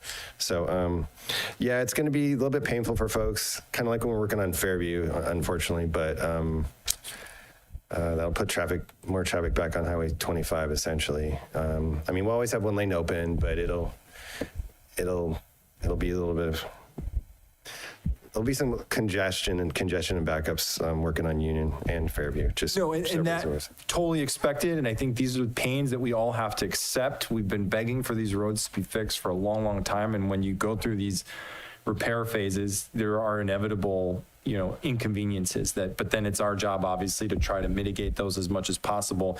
And one request that I have, just when we do start going through these projects now, is, and I'm hoping to get some level of consensus from the board, that these projects, all these individual projects are communicated regularly through our PIO administration. If we could possibly make the road project communication of high priority for the public information officer to make sure that every time there's a road update, I think individual road projects, and then also just a regular sort of roundup of, some of these projects, all the ongoing projects and things like that, and detours and all that sort of stuff. I just think this should be the main priority for communication. And I think that's it. Thank you. Thank you for your comments. Supervisor Gonzalez. Thank you for the update. What I would like to see is a focus being put on the roads that are most traveled by the greater number of commuters, not the little special projects that might be in my district or another supervisor's district, but for you to focus on the greater good of the community. For example, that semi-collision that happened on 25 yesterday, the fatality, but it closed off one of the main roads getting out of Hollister. So Fraser Lake, Shore Road, they were all impacted. San Juan coming in, that was impacted. But if you could just, when you work on these and you're trying to appease the supervisors, please just think of the greater good of the community. And those that have the most commuters on it is where I would like for you to focus, rather than the smaller arteries that are not really as traveled as much as the main ones, because that's really what we need to do, is focus on the greater good. Thank you. Thank you. Nothing? Okay. Steve, thank you. Unfortunately, going back to the May 9th, 2023 presentation and comparing to this presentation, it's kind of discouraging. I don't mean to be. I'm not trying to, it's just kind of discouraging. We had, the main part of Union Road was going to be done this year, and now it looks like it's being pushed to next year. Cienega was going to be done. There are multiple roads, and I know there's a number of reasons, and we've talked, and I just want the public to understand that even if there is delays, these roads are being worked on, and I thank you for all that you do to make sure that we are informed. I continually go back to if there is a more automated way through maybe an Excel that could be imported into GIS with some longitude and latitude, so that visually this could be more available and updated. I know GIS only is updated when you're able to provide the data, but sometimes that helps the public see, and I think there's some ways of doing that where you wouldn't have to do long labor things if we just set it up in a way that it can be imported. I believe once the initial setup of this list, which is great, is set up with longitude and latitude, all of that can just be an update date-wise through an Excel. You update the dates, it updates the map through GIS immediately. That's my only comment on that, because unfortunately, it's not happening as quick as we would like it to happen. But also, I want to say that safety is our number one. And the sadness, I'm sorry, the loss of life on 156 was a family member of our county community, our actual staff. And we have to remember that life safety is our number one priority. Not being reelected, not the politics that we play, but the reality that could have been my son. He was 5 cars behind that crash. It makes me realize we got to get over the pettiness of this arguing and this fighting and this being angry at each other, and start realizing we're talking about human lives. And with that, I'm going to say thank you, Steve, and thank you to all the staff, and my sincere condolences to the family members that have been affected by the loss on 25 and 156. This is really hard for me because I've already lost the majority of my family. So the thought of losing a family member is devastating. And I'm going to take a 5-minute break because I need it. Thank you. Am I dismissed?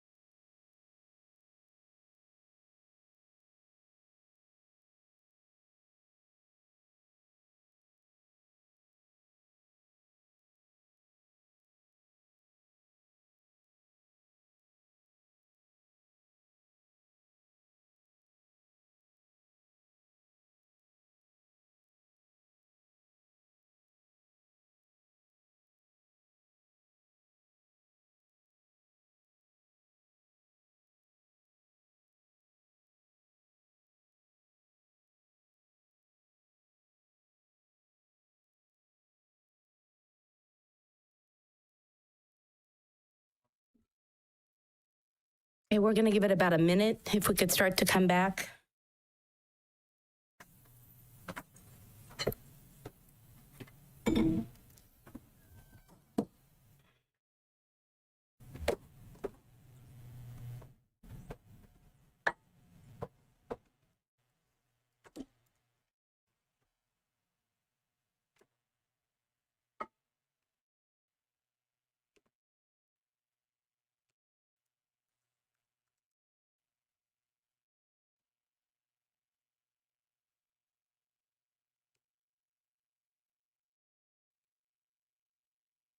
Okay, if everybody is back, we're going to go on to item number 2.3, which is a presentation on the potential county operations policy changing to reduce waste, save money, we like that, and promote sustainable businesses, practices throughout the county department. So welcome.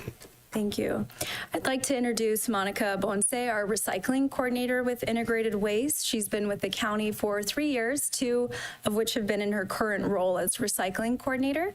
Monica wears many hats, including being our point staff person for youth and school outreach, green business programming, as well as Cow Recycle grant implementation. But for today's item, Monica is going to be presenting on green operational policy changes in the form of a zero waste plan for the board's consideration and feedback. Thank you.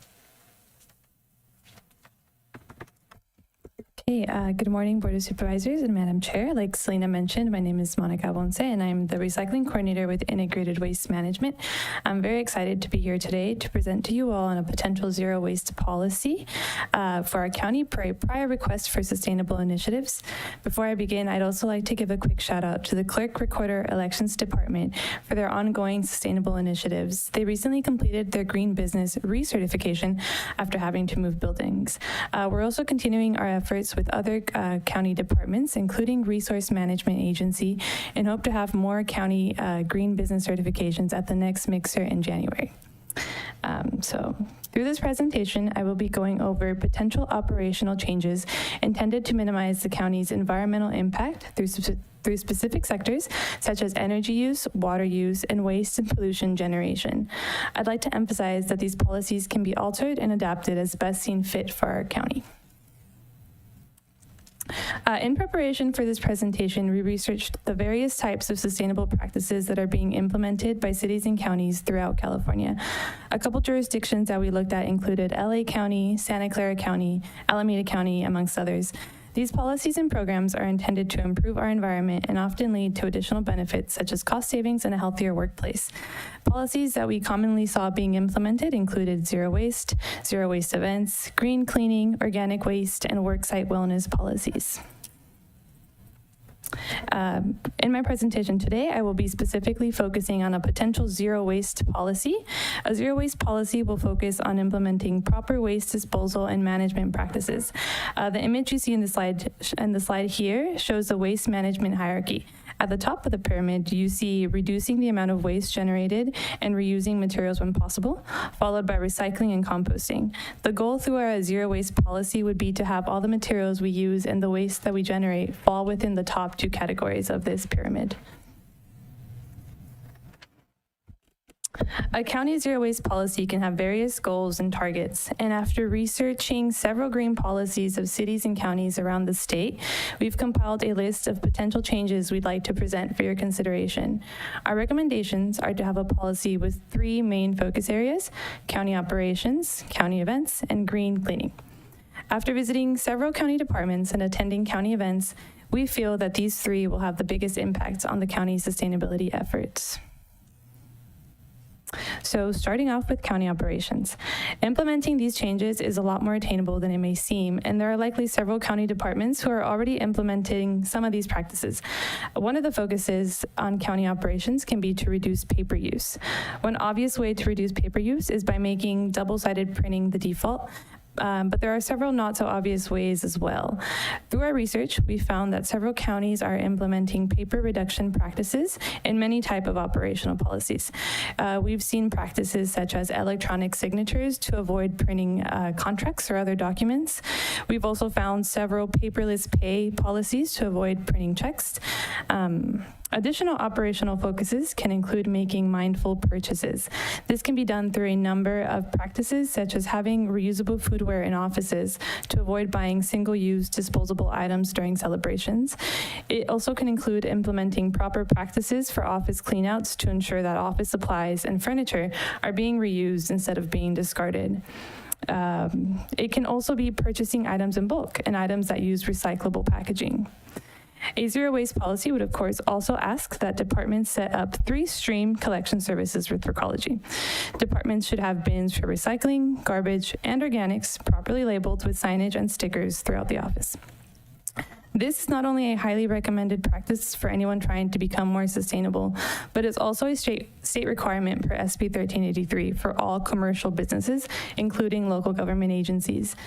All of these practices will have more than just positive environmental impacts. They are also practices that have shown to save money in the long run.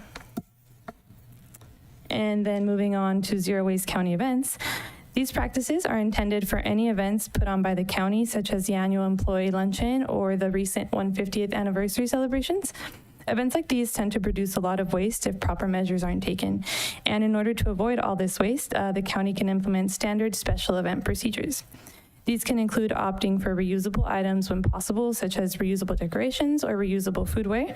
And for materials that cannot be switched to reusable, it would be advised to use materials that are accepted in the county's composting or recycling programs. This would be items such as fiber-based foodware that can be placed in the composting bin, or recyclable plastics that can go in the recycling bin. Events would also have easily accessible 3-stream waste stations, garbage, recycling, and compost bins throughout the vicinity of the event with proper signage. This is so that attendees can easily identify what bins their waste should be placed in. And when deciding on caterers or food vendors, the county would opt for local businesses with a preference for certified green businesses. Vendors would also be advised to pack food and beverages in bulk rather than boxed or wrapped individually. And just as like with the suggested county operational practices, these changes can have positive impacts on more than just the environment. These changes often promote local economy and have shown to save money in the long run as well. And the third and final part of our recommendation is a green cleaning policy. So most cleaning products have toxic chemicals that are harmful not only to the environment, but also to human health. And in order to reduce these harmful impacts, we recommend switching current cleaning products for products that have been approved by third-party organizations as non-toxic or environmentally friendly. Some of these third-party organizations include the Safer Choice or the Green Seal certification. And there are approved alternatives for basically all cleaning products, and they're pretty easy to find with the assistance of our green business partners, as using these non-toxic cleaners is also a requirement for certified green businesses. We also recommend switching to purchasing items in bulk to avoid additional shipping, as well as to reduce the amount of packaging used. And in addition to purchasing in bulk, we also recommend using concentrates or refills to avoid new containers with every purchase. And of course, just as with our other recommendations, these practices have shown to save money in the long run and also result in a healthier environment as well as a healthier workplace for all employees. And as for next steps, we'd like to prepare a draft zero waste policy for the board's review. We will also be conducting a survey on county departments to identify potential challenges departments might face when implementing these sustainable initiatives, as well as areas in which they feel they can make the most environmental impact. We will also like to return to the board in early 2025 to provide performance updates and evaluations. And that concludes my presentation. So thank you so much for your time and consideration. Thank you so much for your presentation. Let's open it up to public comment. If you'd like to make a comment in chambers, please provide a speaker card. On Zoom, please press *9 or the raised hand icon. And I have no public comment. No public comment. Bringing it back to the board. Any comments? I just want to say thank you. It's a great presentation. It's a great idea, and hopefully we can achieve it. Supervisor Sotelo? Thank you so much for the presentation. Quick question on some of the recommendations. Do you have any idea if there's an increased cost, say for like changing our cleaning products from what we're currently using to maybe kind of more the green option, and for events, let's just say when we're talking about what we've currently been using versus using the reusable plates or the fiber-based compostable options. Is there, I'm just curious, like the financial part of some of these options.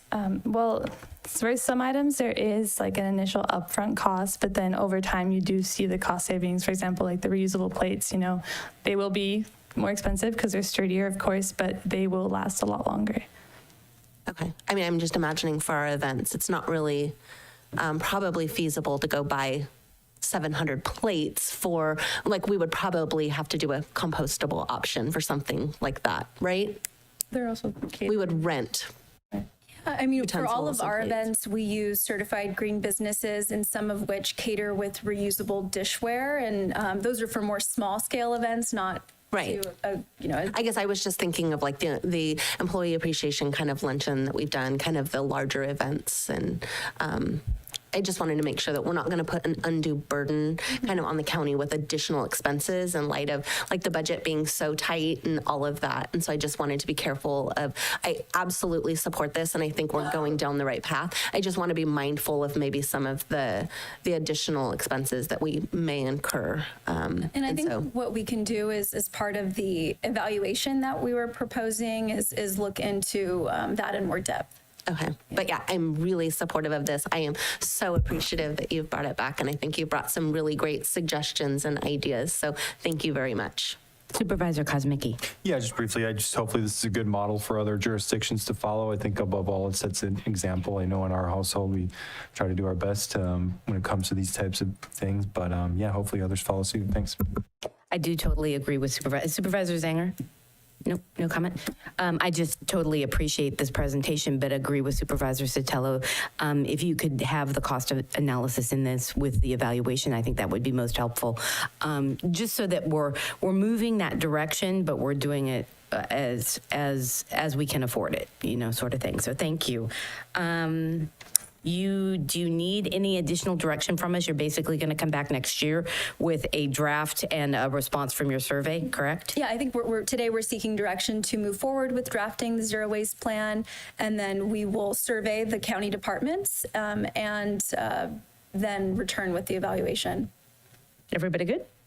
Okay, just trying to get some nods. Okay, so great, and thank you so much for your presentation, and we look forward to seeing you back here at the beginning of the year. Thank you. Thank you. Okay, item number 2.4 was pulled, so we are not hearing that item. Madam Chair, yes. do we need to open up? It was agendized as an item. Do we need to open up at all or anything? I just was curious for public comment or anything, the decommissioning. Or do If we it have was to- pulled, I or don't think we we have to- do. No, not when it's Just wanted to pulled. make sure. If it, I know where you're going. There is a time when you do have to open it, but when it's pulled, I don't believe we have to have any open public comment. Council? Yes, there's no time on this, so it's not necessary to open it for public comment. Okay. Okay, with that, then we're going to move on to item number 2.5, which is discuss and approve the formation of the JPA for fire service. This is coming from our Fire Advisory Committee, and I'll let Acting CAO Henny open the conversation. Thank you, Madam Chair. Yes, this item is brought through administration, but it's a item to discuss and approve the formation of a JPA for fire services, which represents the San Benito County, the City of Hollister, and the City of San Juan Bautista. I'll give you a little bit of background. The City of Hollister has been providing fire services for San Benito County since 2013. The current contract with them is from January 1st of 2019 through December 31st of 2025. However, on June 20th of 2024, the city of Hollister issued a written letter advising of a 270-day termination clause. The Fire Advisory Committee, composed of the 3 jurisdictions, again, which is County of San Benito, City of Hollister, and the City of San Juan Bautista, have been meeting. And the City of Hollister and the City of San Juan Bautista have recommended that a JPA be formed. So today's item is for the board to have open discussion around if there's approval of a formation of a JPA to explore that creation for the fire district within San Benito County. So I will leave that to you. Okay, and since I'm on the ad hoc with Supervisor Kosmicki, I'll let Supervisor Kosmicki go first in discussing what's been going on in that ad hoc, or not that ad hoc, sorry, that committee. Yeah, well, I'm just looking for clarification first off on the item itself, because the way it's worded is fairly broad. Fire services, I mean, my understanding going into this process that the JPA's function was really to negotiate the contract that's after the termination clause came through from the City of Hollister. And then maybe there's an opening there for the feasibility end of it. But I just want to make sure that the JPA's purpose and what it's allowed to essentially, discuss and make recommendations on is clarified here today, so that it's not just a broad, because you said for fire protection district, so maybe things have sort of veered a bit since this conversation started, because the last time we talked about this as a board, there was a discussion about including all shared services if there was going to be a JPA. And so, when you're talking about that, you're essentially talking about negotiation of costs. You're not talking about, and that's what obviously, I've been very clear in my position on this, and I'll get into that when it's appropriate. But can we clarify what exactly we can, because again, the agenda item is very broad. So I'm just wondering what the scope is here.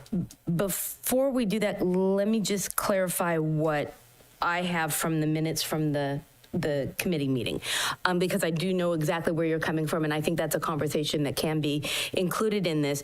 My understanding from the minutes of the meeting and from being at the meeting is that we have two cars driving down the road right now. We have a JPA conversation that is to discuss the potential formation of a special district that would be to have fire. In that, there would be a feasibility study. That feasibility study would determine pretty much what the services and costs would be for the jurisdictions. On the other side, we have a contract that has been terminated, which we have an item in closed session to discuss, but that's a separate item from my understanding, the JPA. The JPA is not to negotiate the price.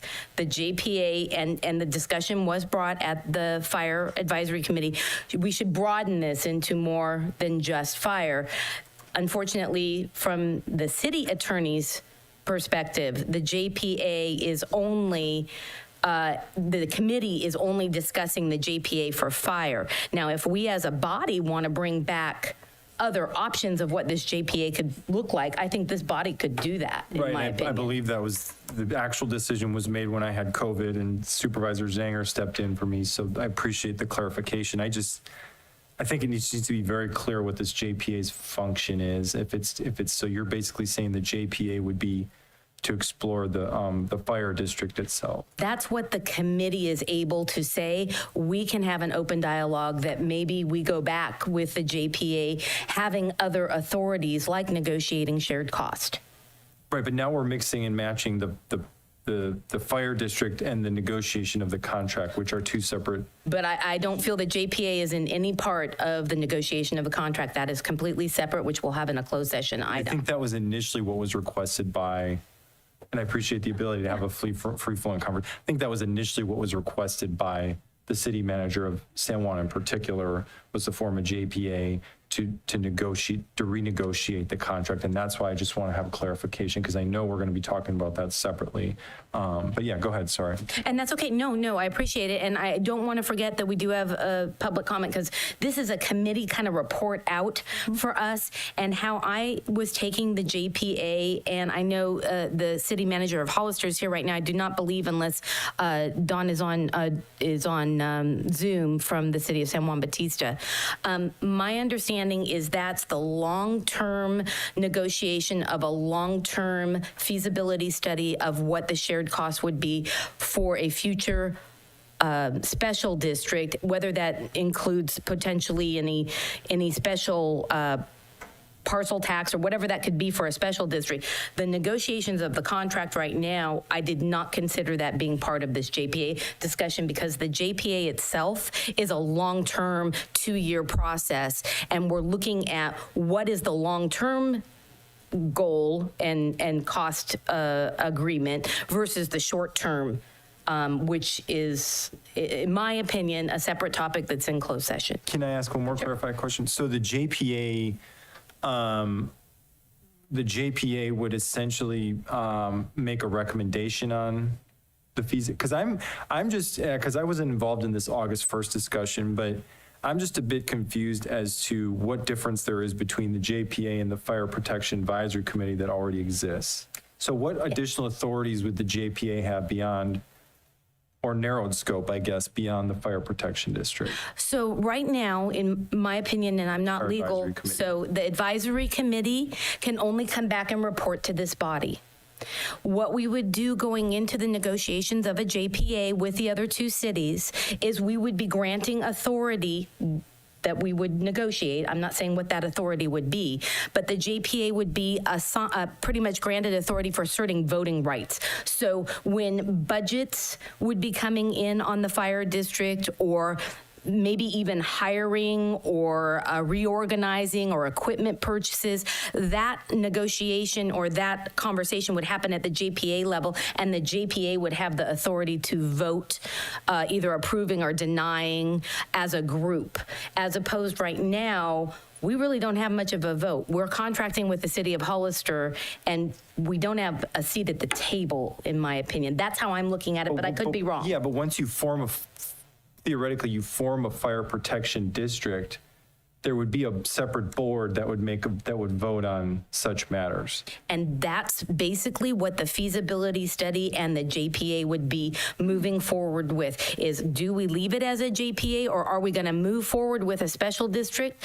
If it's a special district, there would need to be a vote of the voters and an approval from the voters, and there'd have to be potentially funding from the voters.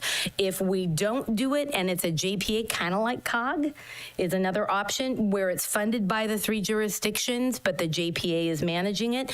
These are all the conversations that would be having with the 2 jurisdictions, if we want to go that way or not. I mean, that's where I'm at. I'm leaving all doors open on this. Okay, so but just for clarity's sake again, so forming the JPA would essentially take authority away from the individual board, the majority of the Board of Supervisors in the future, and hand over that authority to the appointed members of the JPA, who would make decisions that are non-binding, without budget decisions with taxpayers' dollars that are non-binding, without the majority of the Board of Supervisors or the majority of those councils making that decision? Well, that's the conversation I think that would need to happen. I just needed that clarity. Yeah, I think that's the conversation.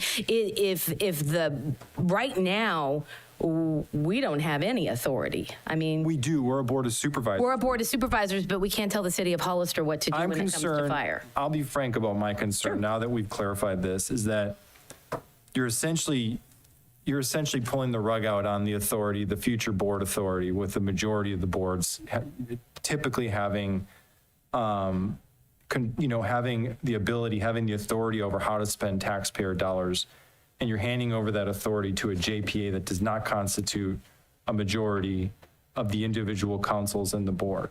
And I feel like that's essentially where, now I'm getting my head around this, that's essentially what is the intent and the purpose of this, because I don't, again, see any reason why we would form a JPA when we already have a fire protection advisory committee and we already have a board of supervisors that's been elected to make decisions for the taxpayers, and they expect the majority of the board of supervisors and the majority of the city councils to make those decisions on how to spend taxpayer dollars and how to hire and whatnot. I'm going to put that out there immediately here as an extreme concern that I have about going down this road of forming a JPA, because again, the original intent of this JPA discussion was simply to negotiate the contract for fire services, because the city of Hollister put in this 270-day termination clause on the fire contract. And the intent of the idea of a JPA was, okay, we're basically going to compel these 3 jurisdictions to come together to renegotiate the contract. There was never an intent to have a JPA formed, at least the original intent was not to have a JPA formed in order to essentially oversee and make decisions that the majority of this board and those city councils should be making. And that's where I'm just, and maybe I'm needing more further clarification. I know Dave Marioni, I would certainly be willing. I just think some of this needs to be hashed out so that it's very clear what road we're going down and what authority we may or may not be giving up as a board. And don't worry, we will make sure the public has time to speak too, but we're still kind of presenting here because my understanding is a little different from these meetings, and it would be great to get your take on, because I felt like there were 2 separate roads that were going. Correct. And so Dave Marioni, City of Hollister, City Manager, thank you for inviting me to speak. When the JPA was mentioned as a concept from the City Manager of San Juan, it was the way that I had understood it, and I believe the discussion unfolded, was around using a JPA for the process of going through the fire advisory or the fire district study, taking a step back, putting that out to RFP, and using the JPA to oversee that process. That process will often lead to a proposed governance structure, one of which could be a JPA. That could be something that shifts to that if that was the will of the group. As for what was being looked at, as Chair Kuro mentioned, it would be 2 separate paths, is what was discussed at the Fire Advisory Committee. One that negotiating at the staff level, and then on the 270 piece, and then on the actual study itself, using the JPA to more formalize that and to work to develop the RFP and everything together. Yeah, so because my understanding is, and I apologize if it didn't come across in the information that I tried to relay to Acting CAO Henny Ring, where I did not feel that the JPA was being formed to negotiate a contract. It was all about the RFP. So what was happening in the past is, and I'm just going to say it, we weren't feeling the trust, and I don't feel like the cities were trusting the county, and the county, unfortunately, was not trusting the cities. And when the suggestion came for a JPA, it was to be able to have the RFP and all of the transparency of the conversations with the bidders or the likely awardees, that would be all done transparently through this group. That's my vision of what I was understanding. But and then any negotiations about our current 270 contract, that's separate, because it's the feasibility study and the RFP is going to take much longer than what we need to do with the actual conversation of our current contract.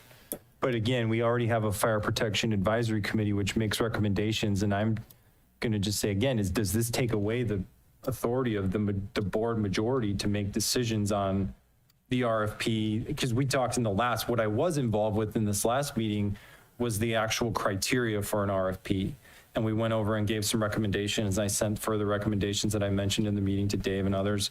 And I had expressed in that meeting, of course, that my strong, I won't support if the board majority does not ultimately have a say on who we're going with on this RFP, because it's been a contentious sticking point as far as the actual consultant, where the county, we actually had a consultant through an RFP process. I believe the fire chief of Hollister actually oversaw going out for that consultant. Former. And then for whatever reason, after multiple delays for these fire protection meetings, there was a consensus of the two cities that we were no longer going to use this consultant because their costs had risen, and the costs had risen because the time had truncated for when they were supposed to get the study done, and it became a so-called trust issue.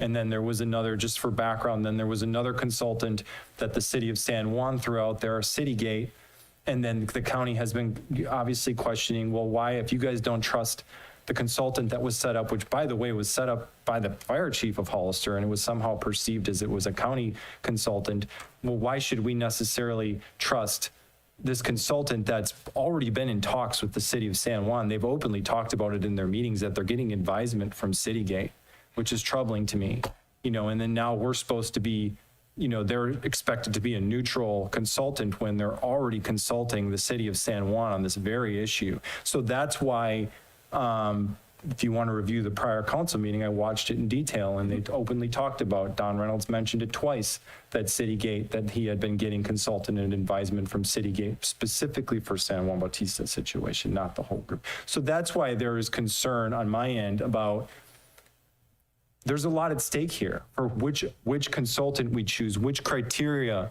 are involved in ultimately the RFP to get this consultant that's really going to be driving this fire protection district model forward. And I would strongly, again, prefer that whether a JPA is formed or not, whether the JPA basically replaces the Fire Protection Advisory Committee as a recommendation board, I honestly don't see the point, because we already have an advisory committee, that this board ultimately really needs to make the decision on. We have to have a say on, the majority of this board should have a say on which consultant we're using, and if there are sticking points in the criteria for the RFP itself. Madam Chair, may I speak up? Sure. But before we do that, because that was kind of like our little presentation, we didn't have a planned presentation. Yeah, we didn't have a planned presentation. This was kind of just ad-libbed. Can we open it up to public comment, and then we can bring it back to the full board and start asking questions? Is that okay? Let's open it up to public comment in the chambers and then on Zoom. If you'd like to make a comment in chambers, please provide a speaker card. On Zoom, please press *9 or the raised hand icon. Okay. Elia Salinas. Thank you. Actually, wasn't much of a presentation. It was a back and forth conversation, and you really have not given the public any information. Here's the issue that I have with is the word trust. Supervisor Kosmicki has a problem with trusting anything that comes before the board when it comes to an outside source. I mean, he didn't trust numbers for the 9111 report because it didn't go in his favor. He didn't like it. I don't trust it. Let's stay on fire. I am. Okay. There has been other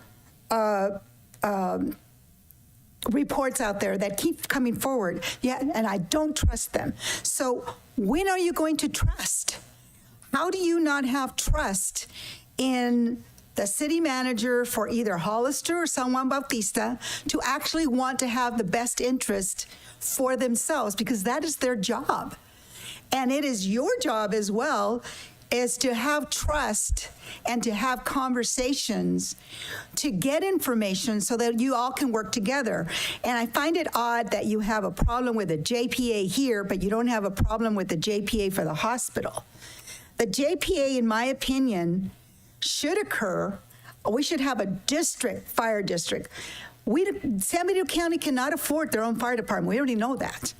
Now, a JPA is the same thing as having the contracts back and forth with the only department that has a fire is Hollister. If you're going to go to CAL FIRE, we already know. We've been there and done that. It is very expensive, and San Benito County does not have the money to go to a contract with CAL FIRE.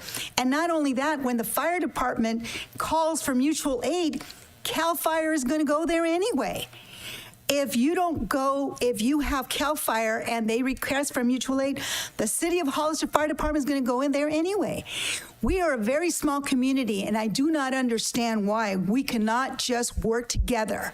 You either go for a JPA and you go for the district, and the most important thing, in my opinion, that goes with the JPA or going for a fire district is that you don't have one council member who has a buddy on the board and one supervisor that has a buddy on the board, and they all need is one more vote to fire the fire chief because the fire chief said no on something and it didn't go right for that individual council person or supervisor. A JPA is the way to go. Thank you. Thank you for your comments. Any additional comments? I have no further public comment. Could I interject? Just, it's not really a legal issue, so let me know. Normally a JPA is, you could form it just to provide advice and to do this RFP process. Normally a JPA is more complicated than that. It's actually formed to provide the services. So a committee could do the same services that the JPA could, as far as like looking over at this RFP. Because a JPA is a formal agreement that has to be signed by all the parties to form it. The other thing I wanted to mention is when we had something many years in the past, we had LAFCO oversee the study that resulted in the annexation fee. So that was with the former director. So I don't know whether they'd be willing to get involved with a study or not, but I'll just leave it up to you. And to give a little more history, because I don't know how much history, and I appreciate the public comment on the history, is that we were with CAL FIRE until 2013. And in 2013, the city of Hollister provided a proposal and the CAL FIRE provided a proposal. The board at the time went with the city of Hollister, and that was at about a $2 million contribution from the county with a 3% escalating cost. And then it was an overall amount of like, I think, 5.4 or 5.3 million. Please tell me if I'm off on my numbers a little. I think I'm in the ballpark. And where we're at right now is we are at a $15 million budget for the city of Hollister with us contributing. I think we're now up to 2.3 or 2.4 million. I'm in the ballpark. Okay, pretty close. So that negotiation and the close of that contract or the cancellation of that contract is a conversation that is going to happen. And we have to, as a board, decide if we're going to go into the options or, some sort of litigation or negotiation. And that's a separate topic. But where the history of a special district has been, I want to say a 20-year conversation. Am I wrong? I mean, I haven't been here 25? 5 years. Oh, no. 20-year conversation. We talked about it many. Are you on the mic? Make sure you're on the mic. I'd say it's 10 to 15 years because then it died for a while. Yeah. So this conversation has happened and it's died and now it's back again. And where I'm coming from as a board member is I do not want the actual process to go through all of this feasibility study, which happened in 2017 and an update in 2018, and then it died. I mean, how do we get this over the finish line on a formation of a special district if this is where we need to go? So I just wanted to give that little bit of history, and now I'll open it up to the board. And Supervisor Gonzalez, thank you for your patience. Well, what I was going to ask is, since the Brown Act only allows you and Supervisor Kosmicki to converse, we don't know what the options are on the table. So we hear I don't either. That's kind of sad because you're one of the key players. No, I'm saying this isn't clear enough. So please don't insult me. But I'm asking questions. Item is not clear enough. You're already taking a position and saying what you're not going to do and what you're not going to allow. We don't even know what the options are. We don't even know what's been discussed. I'm not participating in the city council for Hollister nor San Juan. I'm waiting for my colleagues on this board to inform us, to share with us and tell us what's going on. And it's clear as mud to me right now with what we're trying to do. I know we have that 270-day deadline that's looming, and that's a closed session item. So I want to keep tabling that for closed session. And I understand that, but I figured you two were meeting to help us get to a position where we were, as a board of supervisors, we're going to need to make a decision of some sort. And I still don't know what it is that we're being asked to Okay, do or so consider. I'm going to respond a little bit to that before I open it up to others, because the advisory committee of the fire committee passed to consider recommendation to each jurisdiction, the formation of a JPA. That's all they asked us. They didn't tell us what the JPA would look like. They didn't tell us what the authority would be given to the JPA. All they said was, would you consider that? As the chair and a committee member, I wanted to bring it here to start to have the conversation. Now, the options are not real great. We've got, when it comes to the future long-term fire service, we've got contracting with Hollister Fire as we are now. We have forming a JPA that is considering a potential special district that would fund a county-wide fire district, or an almost county-wide fire district, or some thereof. And then we have the option of CAL FIRE. Those are our options of us moving forward. This item is to strictly talk about, do you want to consider or not consider the potential formation of a JPA that will be working through the special district and feasibility study? And I hope I made that clear enough. Those are that's where we're at right now. And this question was brought at the committee level and approved to move forward. So the city of San Juan Bautista is having to go through this. The city of Hollister is having to go through this, and us. Yes, Supervisor Sotelo. Thank you.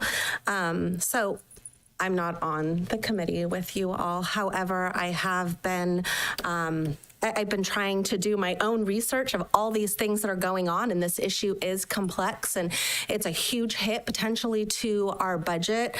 And so I've met with the fire chief, I've met with, different firefighters. I visited all the stations. I have talked with the city manager. I've talked with our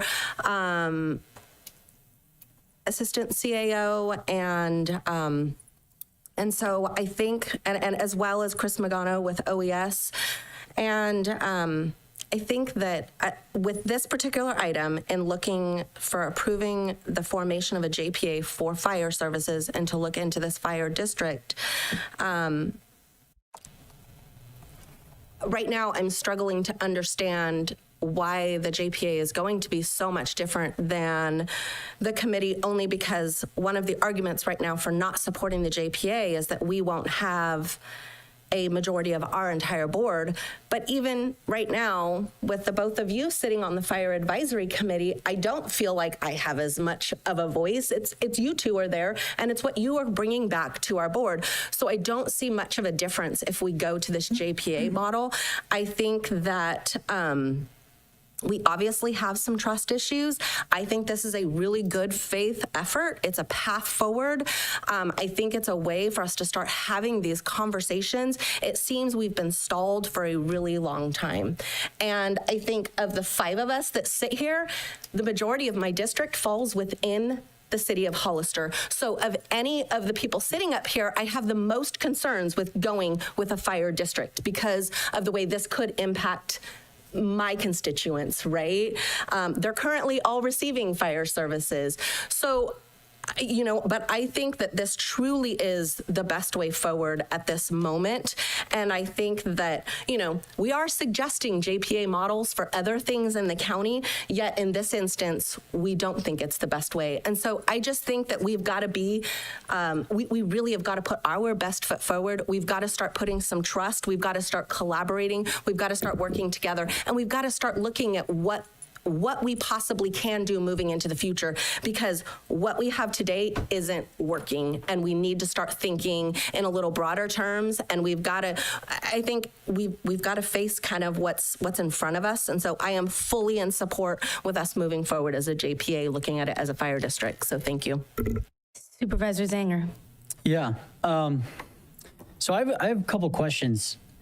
Can we can form the district and do a RFP and feasibility study without a JPA, correct? Just using the committee, the advisory committee? Well, the advisory committee, I think, needs to update its bylaws, either giving some weight to the advisory committee members or that it's more defined about we have to come back to each one of our respective bodies and get authority. No matter what, even to form a JPA, every one of these entities has to have a majority of their board. Right. To even form it. This topic is to explore it and discuss it. It is not to approve it.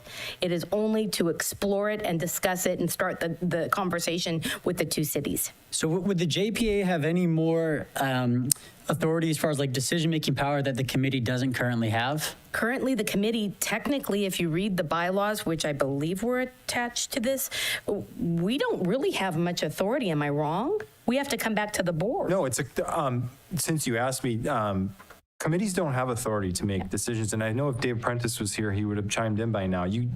Committees do not have authority to make decisions. They're strictly advisory committees. And that comes back to, are we talking about forming a JPA to make non-binding decisions where the majority of this board no longer has authority? And by the way, this actually says this is why this agenda item is incredibly confusing. It says discuss and approve formation of a JPA for fire services. So we're essentially giving us, if we follow this recommended language, we would be approving the formation of a JPA. So let's correct that right now.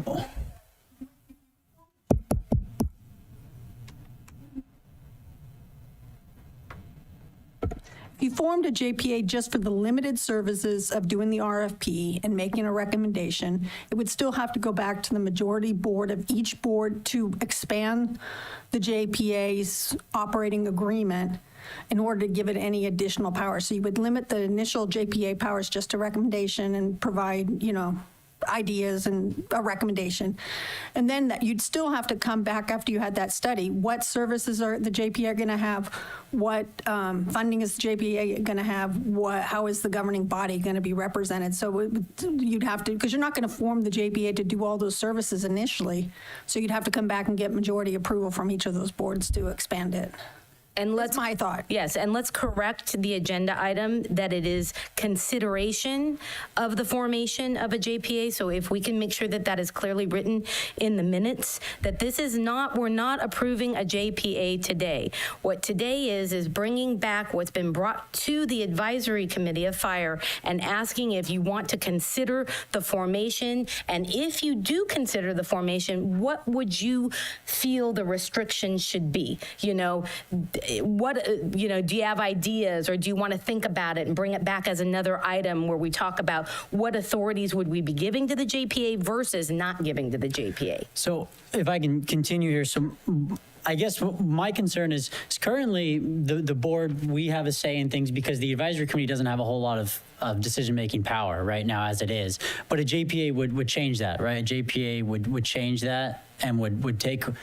It's no longer just an advisory JPA. JPA actually makes decisions without us voting on it. That's right? Right now, this board has the ability to contract out on services because we do not have fire. That's where our authority is, unless there's something I'm missing. You could limit the JPA's authority to make a recommendation. They wouldn't have authority to enter into a contract unless you gave them that authority. So then why would the JPA, if they're just going to make a recommendation, come back to us, don't we have that with the committee? Why form a JPA? That's the conversation. Yeah. So the conversation is, do you want to move forward with the possibility of forming a JPA that does grant some authority to the voting members, which next year could be completely different members, and then what authorities would have to come back to us as a voting body? So hypothetically, if you decide to fund the JPA with $10,000 each or $20,000 from each jurisdiction, the JPA as a body could enter into a contract for a fiscal study. I mean, not a fiscal study, a feasibility study. They could do the RFP itself instead of choosing one of the lead agencies to do the RFP, and they could enter into a contract with an analyst to do the analysis with whatever money you chose to fund with the JPA. So then you wouldn't be asking the Hollister or the city of County of San Benito to do the contract for the feasibility study. It would be this third body, this independent body that would be doing the study. And the study would be on behalf of the JPA. It wouldn't be for, any of the 3 sub-entities. So it's a study, and it's also a study just to say, can you exist as a JPA with these 3 entities on these limited functions? And it gets that process started. And if you can't, it's like a step towards that direction. But it's very limited initially if you chose to limit it to those specific parameters. I'm going to stick with you until I hear you say you're done. Done for now. I'm Done for now. That's okay. processing. Keep processing. Supervisor Kosmicki. Yeah, and just to piggyback on that, and that brings me back to the concern that I have is that, so if the fire protection, and I do support ultimately getting to a fire protection district. It's a matter of how we get there and what it looks like and what authority whomever has. And so if the fire protection district and this feasibility study, for instance, lay out the cost apportionment for each jurisdiction, that is a major issue at hand, that if we hand over authority to a JPA to make that non-binding decision, we are now handing over all of our negotiation leverage as a county with our taxpayer dollars as far as ultimately what that JPA should look like and the costs that the county could ultimately be compelled to pay. And I'm just going to be upfront that it's very clear at this point that the county is doing its best to try to get get the fairest deal out of this. And the 2 cities have essentially allied with one another. So they have essentially, this is just the reality. Okay, this is your opinion just because you're not speaking on my behalf. That's fine. That's fine. And so I'm just concerned that we're ultimately going to be, if there's a JPA, we're going to be in the minority on those decisions. And I am a firm believer that the majority of this board has to make this decision. We have to be involved in all decisions when it comes to fire costs because it's such a major issue. And as long as I have it, so it's not back and forth as much, if that's okay. Like I said, if there is a JPA, and I will clarify again, my recollection, Dave, City Manager Marioni, is that the initial conversation was Don Reynolds got up and basically said it's time to help Hollister stop the bleeding. I'm going to propose that we form a JPA to renegotiate the contract. That is my recollection of it. I do believe that's what occurred, and that's how the JPA conversation started. And then that evolved into the county discussing, and we've had this conversation, including at a recent meeting, whether we should try to include all shared services into that conversation or whether we would want it to just be fire protection in that conversation. And I've been of the belief all along that that conversation has to involve all shared services, or else we are essentially putting ourselves at a huge disadvantage by negotiating just fire when we have other concerns about the library and homelessness and all these other things. It really puts us at a leverage disadvantage with the city. And I think the city of Hollister knows that. So they want us to basically just isolate this conversation to fire protection. Let's just focus on fire protection and we'll just deal with those other things later. Well, I don't want to deal with those other things later. I don't think that's fair to the county. And so that's the downside of forming a JPA when it comes to all these issues, because we're ultimately potentially going to be at a disadvantage.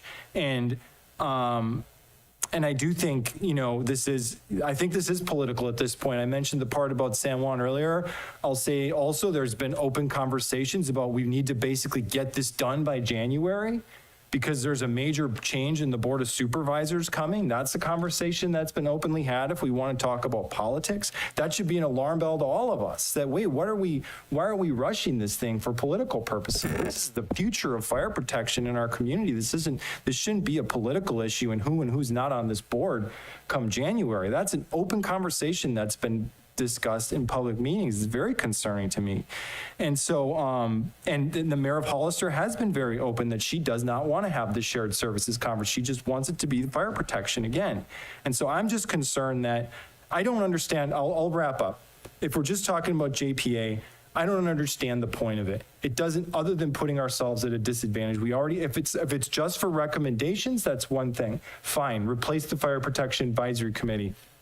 fine. In principle, I don't get it, why we would do that, but that's fine.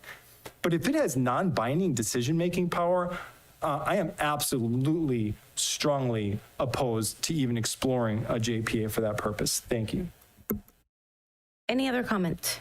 Supervisor Sotelo. Well, I would just say that, I mean, I think some of the JPAs that we currently have here are successful because you're making the decisions as kind of that body. Yes, you're coming in with that perspective and that point of view of representing kind of your jurisdiction, but I think that this might help solve some of the trust issues because the body as a whole is requesting, this feasibility study. The feasibility study is coming back as a whole to that body versus coming to any one of our jurisdictions. And so I really think this might help solve some of the trust issues and really might help us gain some traction on a path forward and really looking at some of these options. And I think we've demonstrated how good of a job we can do, right? Like, look at COG. We don't all agree, but I think that at some point you have to take that chance, right? I'm sure establishing COG at one time was very controversial, and there was there always is a risk, but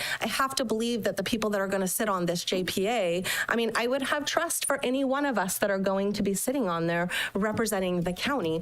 And so I think we have to put a little bit more trust in one another and each other, and we're all trying to do the best for this community as a whole. And I feel like right now what we're doing is we're pitting against each other, right? It's the cities versus the county.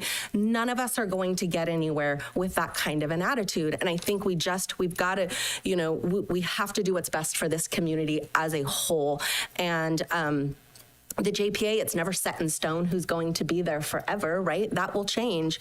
And I think that in looking at this, we have to look at it as a whole, and everybody that's sitting on there has to be sitting on there with the fire, the development of this fire district at the forefront of their minds, and what's best for the community as a whole, not solely their jurisdiction. So yes, we might be in a minority, but that cannot be the reason that we don't support this. So just my 2 cents. Okay, with that, I'm looking at the JPA a little bit differently than Supervisor Kosmicki, because I will not allow this body not to have the authority to approve what our actual shared cost will be for fire. That, number one, if we're going to move forward with a JPA, anything to do with money has to come back to the Board of Supervisors and be approved prior to any formation of a JPA. But in having a conversation about a JPA and what it could do, is one of the things I've realized in this year and a half of being on the Fire Advisory Committee is that it never really feels like we as a group are getting all the information. Each jurisdiction is bringing their own information, and it kind of starts to taint what you're hearing. And so I'm looking at the JPA formation as even if it doesn't turn into a special district, which I seriously support, but have serious concerns that we're going to get our residents to be able to approve that, is that we start to have open dialogue from if we go out to RFP, which this advisory committee has said, yes, go out to RFP. Well, here we're doing it again. Those conversations need to come back to the body, and the body needs to be directing where it's going. No offense, not one particular city or county. And so I'm looking at the JPA as even if it's just to get through the RFP feasibility study and to be able to, that we're granting the authority to whomever is appointed to this JPA to be able to make and represent the interests of the county, but any financial things that come into stone have to come back to this body before any formation of a shared cost. I also look at this as an opportunity to say, yes, I will say, I agree. We have to start talking about shared services across the board. We have to prioritize our shared services. And if we can't have a conversation, I don't see how we're going to bring shared services across 2 jurisdictions and the county and have an intelligent conversation. We need to bring it together, maybe in a JPA, starting with our most Hollister Fire just drove by. Hi, guys and gals. Being able to move forward with a conversation that actually starts to show progress, and that negotiation that could happen if this body had. I don't feel like the advisory committee has enough say to, especially it's just 2 against the 3, which are the cities. You know, we've got 1, 2, yeah, right, 4. Oh, 2 and 4. So let's look at how the JPA could be formed differently so that there's some equality, not just, you know, not just city versus county. So I'd like to actually recommend that we start the conversation at the advisory committee level and have the advisory committee make some recommendations of what a formation of a JPA could look like. But keep in mind that this JPA could be formed to really start to negotiate or talk about shared services with an outside. If we're funding it, we could have an outside, you know, mediator help us with coming up with what some of the fair options are, doing research on other areas. Because we have problems. These shared services are not going to solve themselves. And I feel like we just need to try something different. That's where I'm at. And I'm going to end with that. Supervisor Cosmic. Yeah, so what would be the difference in practice of the JPA versus the Fire Protection District if it's simply to make recommendations and we ultimately would make the decisions on it? That's where I'm lost. I don't understand the purpose of the JPA if we already have a Fire Protection District. That's the first question. Okay.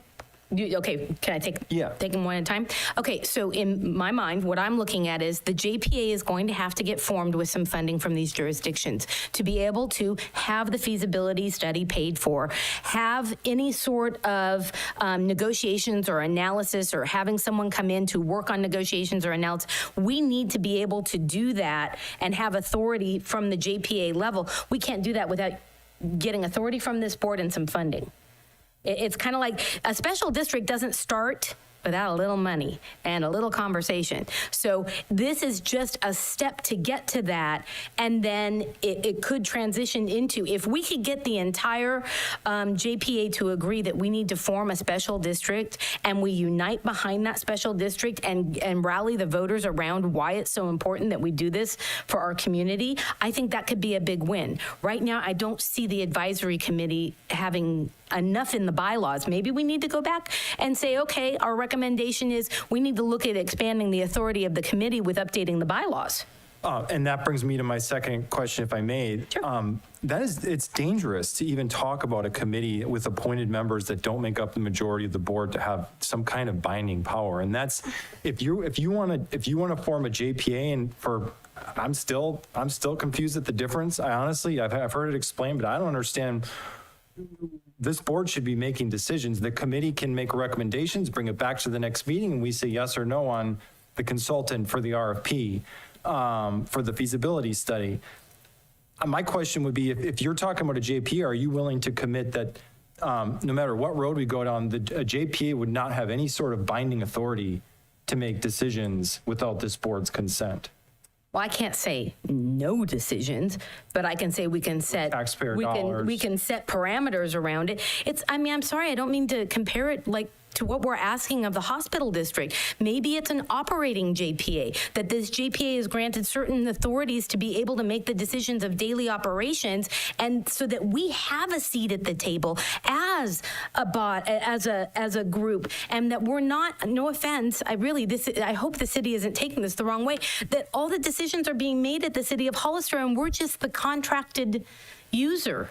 You know, I feel like we need to have a bigger voice than what we have right now. And if we form the JPA correctly, with all your concerns in mind, that JPA could give us a little more weight at the table and a little more understanding of, you know, the direction of maybe where operations are going with fire. And maybe that's how we have to look at this. Maybe we need to be the ones showing the example that a JPA can be usable. You just have to divide out where the authority. Don't grant all your authority.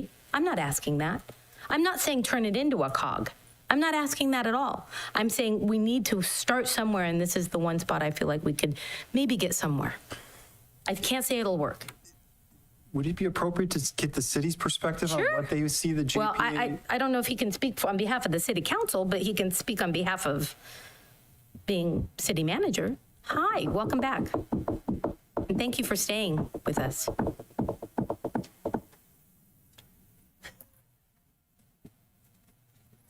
Hello again, thank you.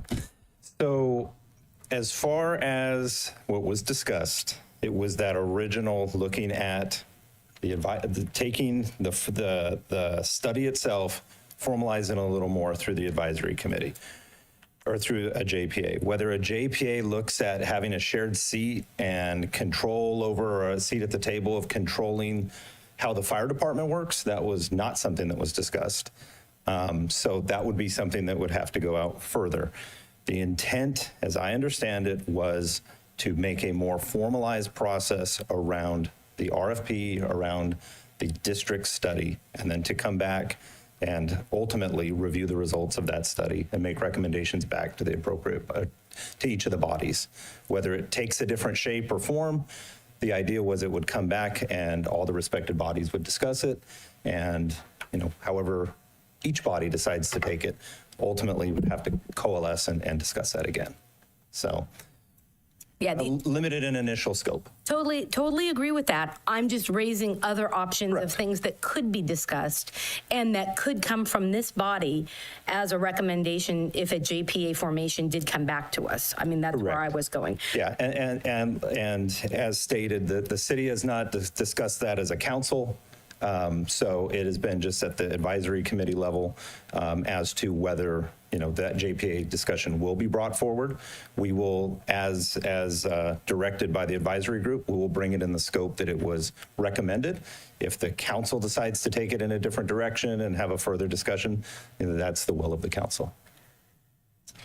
And Madam Chair, so again, just to clarify, I had COVID and I was not at that's where this discussion was lost on me as far as the JPA, and Supervisor Zanger stepped in for me. I appreciate that. But it brings me back to this. So the JPA under this sort of approach would have authority to, for instance, choose which consultant to go with on the feasibility study. And there would be a vote on choosing a consultant and what to include in the RFP.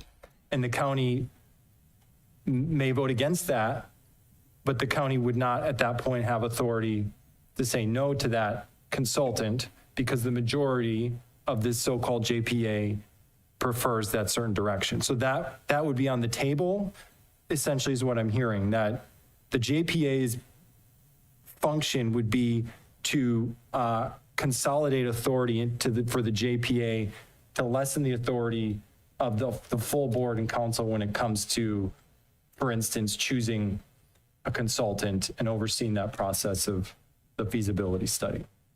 And that's ultimately comes back to the concern that I had about we could be in the minority on this and we may not have a say on it at that point. Yeah. Go ahead. I guess I have a question. What is the alternative to this? Like, I know what you're saying is like, we don't have, this board voting we're going to be a on- minority. I know, but let's just hypothetically say the two cities, this is who they want to go with the feasibility. And then the county's like, no, that's not who we want. So are we going to run two feasibility studies side by side? And then which one is going to be adopted? No. Here's just to be upfront my concern, and I expressed it in the last meeting. I'm concerned about there being prior relationships established with a potentially preferred consultant, Citygate, and that or whomever the consultant might be, and that we would have no say on whether or not we want to go with that consultant at that point. Once we form the JPA and we agreed to give authority to the JPA to make that decision, if there's four members of the two, if there's 2 and 2, let's just say like it is now on fire protection, and we have 2 on the county side, and we say, whoa, we have, because they had trust issues. I get it, but what is the answer? What is the answer? So what are we going to do? If we're not going to be agreeable to agreeing to go with, who the majority is recommending, are we going to commission our own study, our own feasibility study? No, we can say no to. I know, but then what's the alternative? We say no, and then what? Find someone else to do it. But what if we're the 2 no votes? They're not going to just saying support that. hypothetically. It doesn't make sense to me. But just for historical context, before the JPA with just the Fire Protection Advisory Committee, Hollister Fire Chief goes out, finds a consultant, AP Triton, that was prepared to do the feasibility study.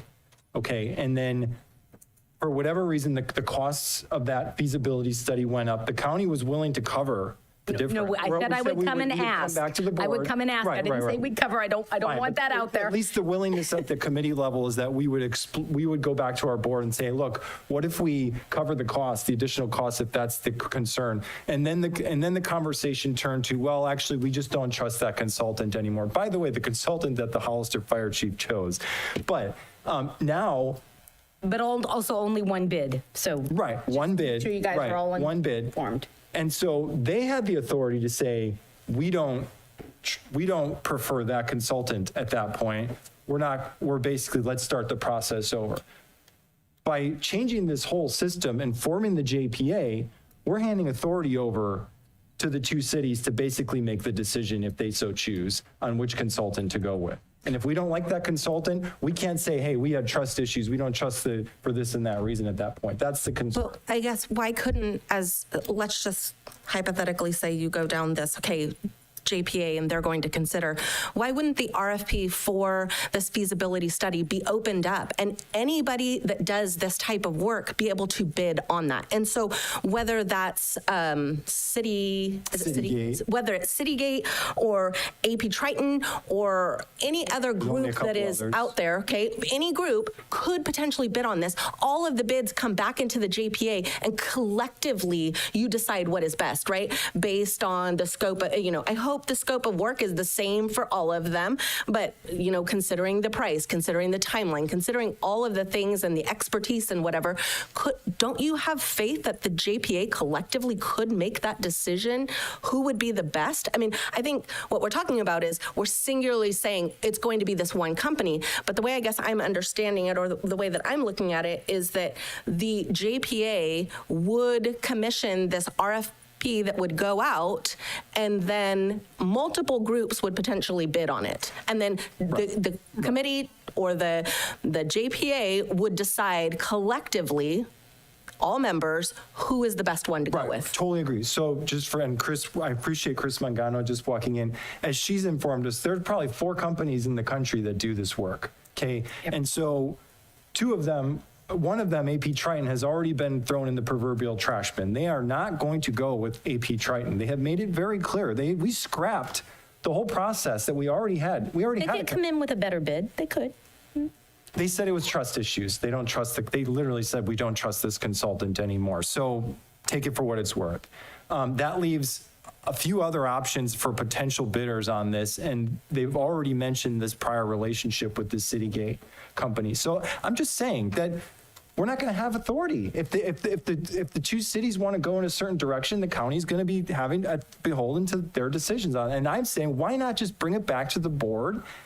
And if we vote yes, as the majority votes yes for, let's just say it's Citygate, then so be it. I'm just saying that the majority of this board should have the say on that. That's all I'm saying. I don't see a reason why we can't just bring it back and make a decision as a board. But you're handing over all the authority to the JPA if you do it the other way. I will not say that we're handing over any authority until we actually see what the authority grant would be from this body. I'm saying that the JPA coordinate the RFP and the feasibility study and then the talks around the feasibility study.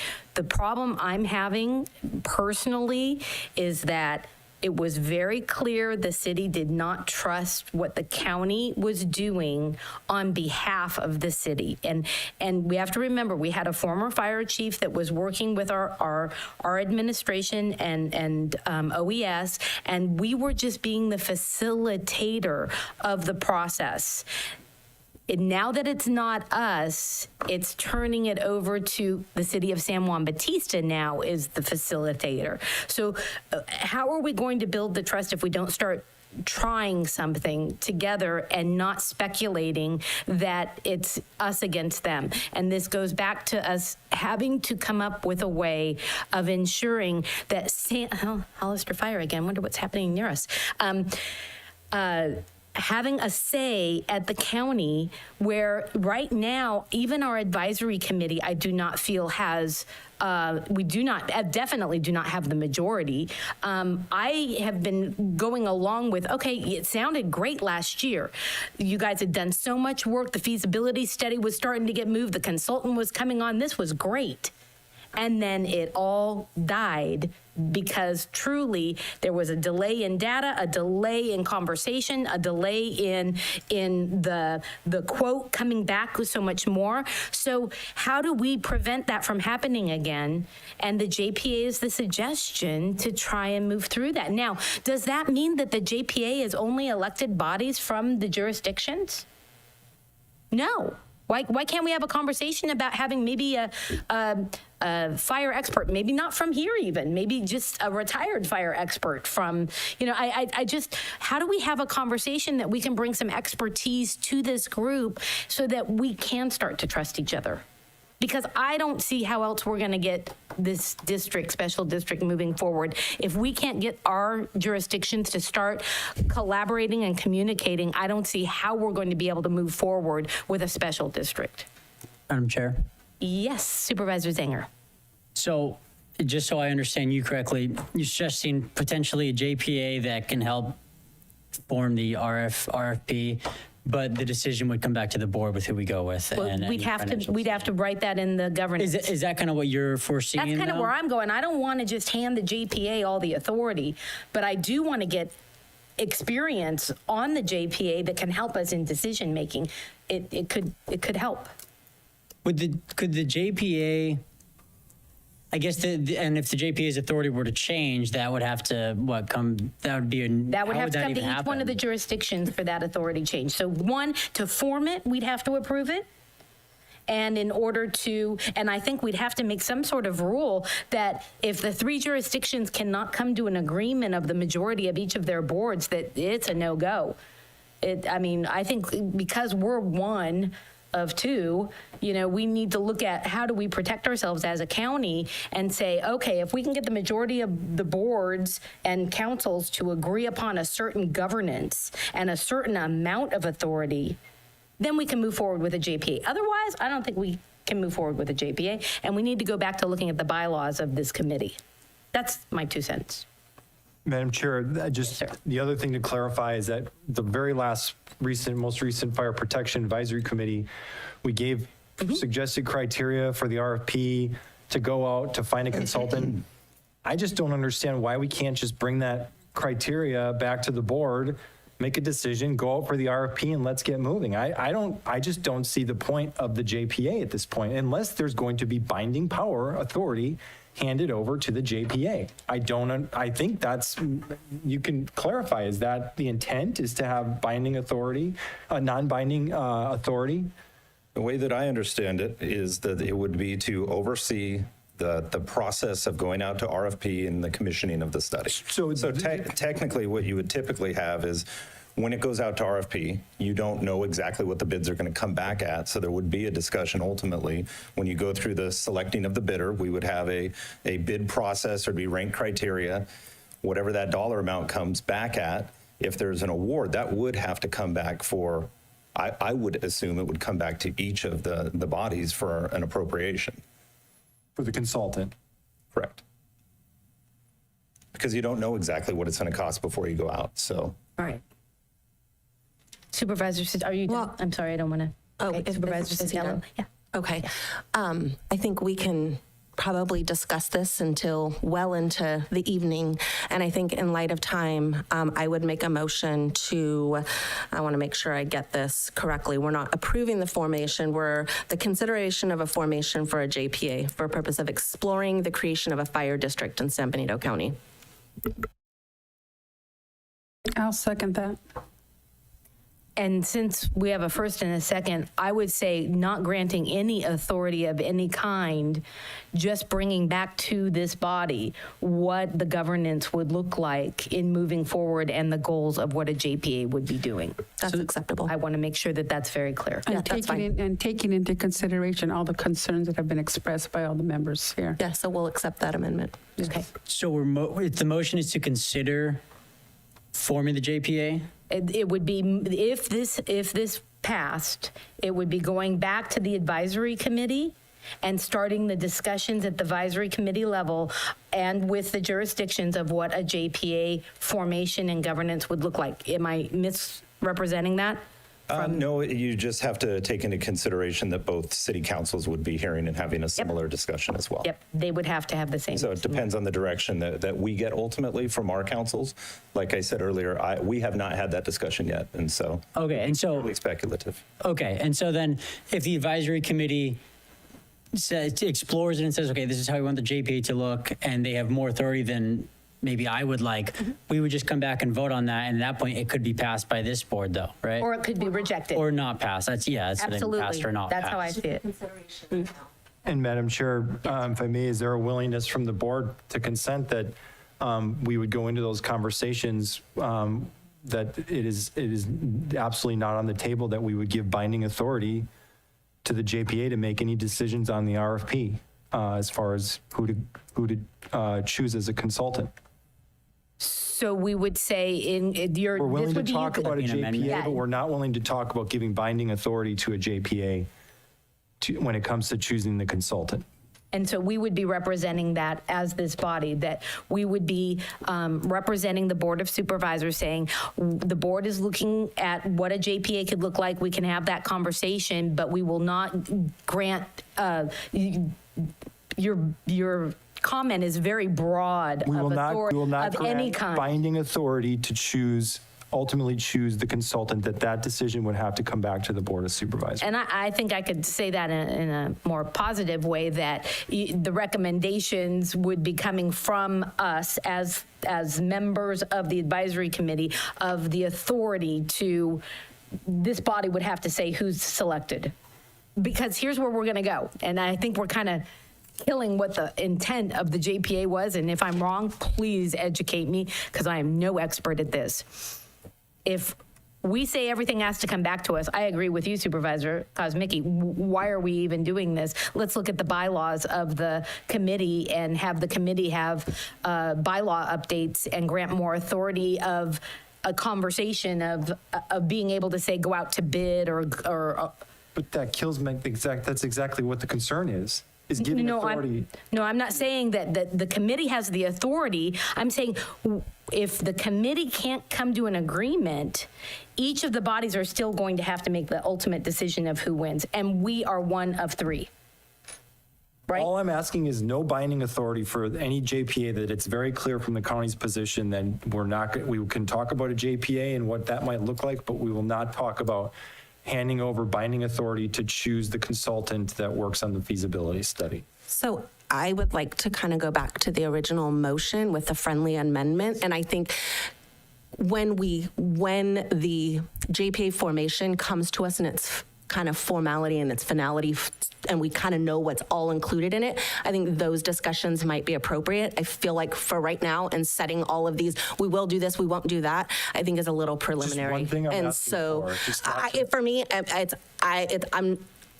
I'm not going to accept that in this motion. I think I want to leave the motion as is with a friendly agreement for what Supervisor Curro suggested, but I don't want to bind us to anything right now. I think I'd like to just explore the option of what the JPA could potentially look like. And just to make it clear, you're open to potentially talking about giving the JPA binding authority on choosing a consultant for the RFP then? I'm open to all options. Okay, with that, I think we have a first, second, and a friendly amendment. All in favor? Aye. Aye. Any opposed? No. No. So that's 3-2. Thank you so much, David, for being here today. We appreciate your input and your contribution to the conversation. Okay, so now we are at 2.6. Am I on the right one? And did we get... I want to back up a little. Did we get public comment on this? Did I do that? Okay, I don't want to skip because that was a very long-winded. I want to make sure we didn't take away anybody's comments. Okay, moving on to 2.6. This is county administration, acting CAO ring is going to, this is bringing back the conversation that we had previously about the contract and consideration of continuing the contract of services with Prentice Long. Acting CAO, take the floor. Thank you. It's now good afternoon. This item is for consideration to continue contract services with Prentice Long, PC law firm, for county council services through July 30th of 2028. As you recall, the board, during the board meeting in June 27th of 2023, your board approved the selection of Prentice Long PC through the RFP process, and for contract services for legal services through June 30th of 2024. During this past June 18th meeting, Board of Supervisors meeting, the board gave direction to the restructuring of the county counsel's office. The restructuring included abolishing the county counsel's office as a county department and awarding Prentice Long full contract services and implementing layoff procedures for current county staff. After further review and evaluation, the recommendation is to continue a hybrid model, which would include canceling the layoff procedures and retaining current county staff. With that, I'll give you a little bit of breakdown of what has occurred. Currently, there are 6 current employees in the county counsel's office. 1 staff is set to retire in November of 2024. 1 staff has submitted resignation from county employment effective August 30th, 2024. 2 staff, which are legal administrative assistants, will be separating as county employees effective August 30th, 2024, will begin employment with Prentice Long effective September 1st, 2024. And the 2 remaining staff, which is an assistant county counsel and a deputy county counsel 3, will continue as county employees under the hybrid model. That is part of the presentation. There is a current fiscal cost to this. There's a flat fee of $42,000 for the month of August 2024, and then beginning September 1st, 2024, it would be a flat fee of $91,000 per month. There is a slight increase with this because Prentice Long has hired 2 additional attorneys that are employed by Prentice Long, and they will be providing services directly for San Benito County. They are local attorneys, so they do live here, so they will be providing legal services for our county directly. And that's due to the vacancy of the positions. Yes. Okay. Yes. Okay, let's open it up to public comment. If you'd like to make a comment in chambers, please provide a speaker card. On Zoom, please press *9 or the raised hand icon. And in chambers, Elias Salinas.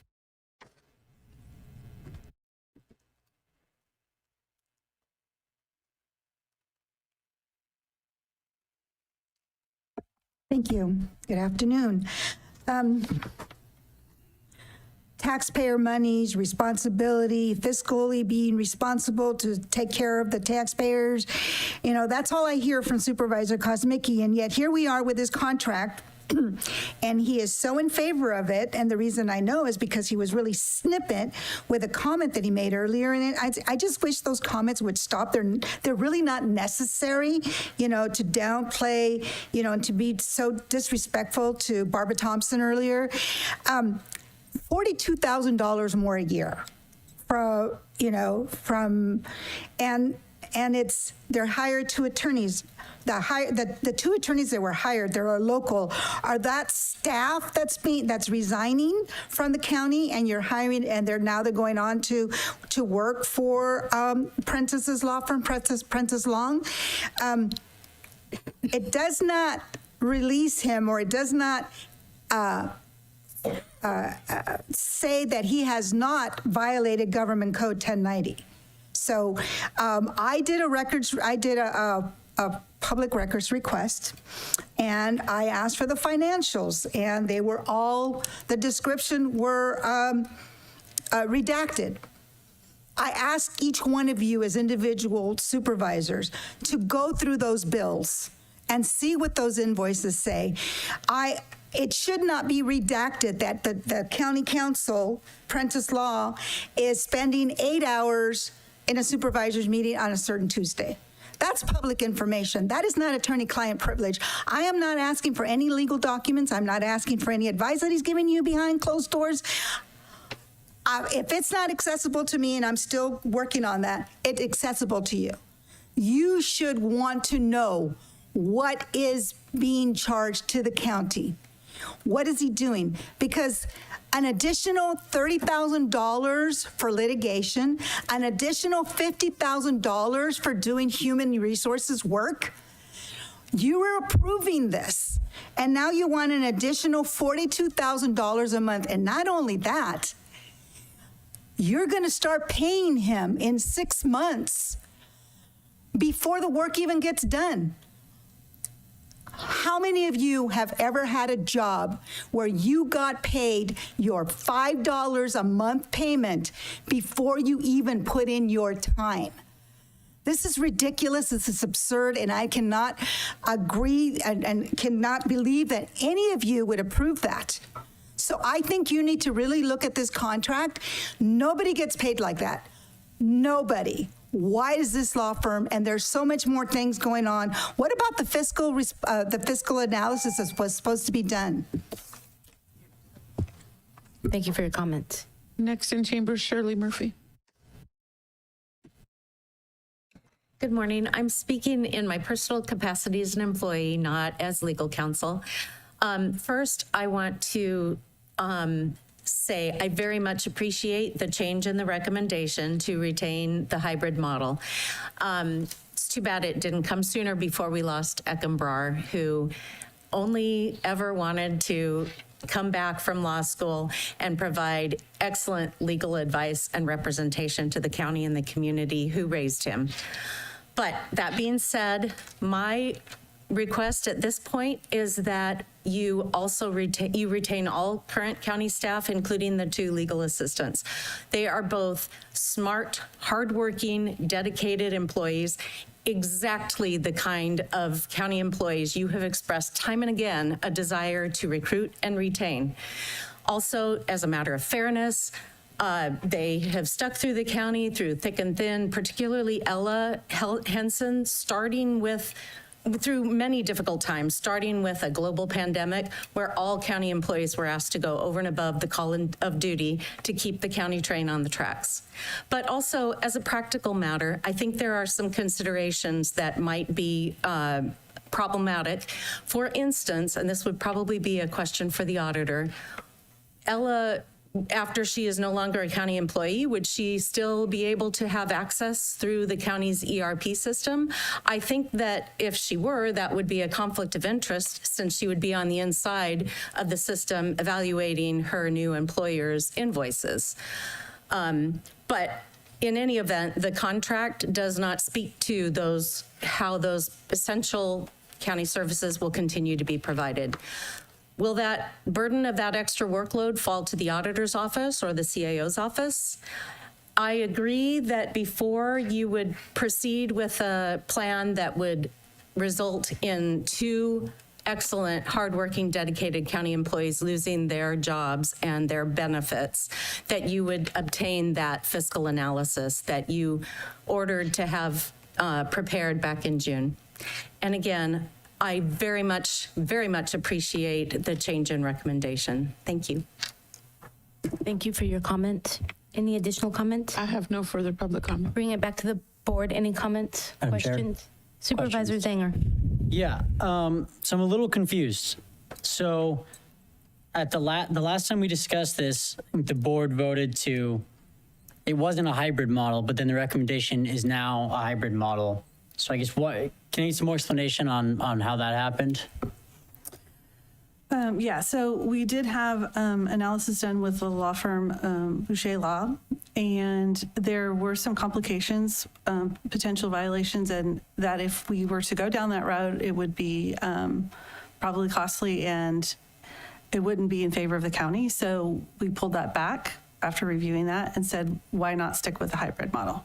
It would be because the ultimate goal is not so much the cost savings, it's the providing the legal services, but also not laying off staff. I think that's an important piece if we stick with a hybrid model. Was that the fiscal analysis that the law firm did?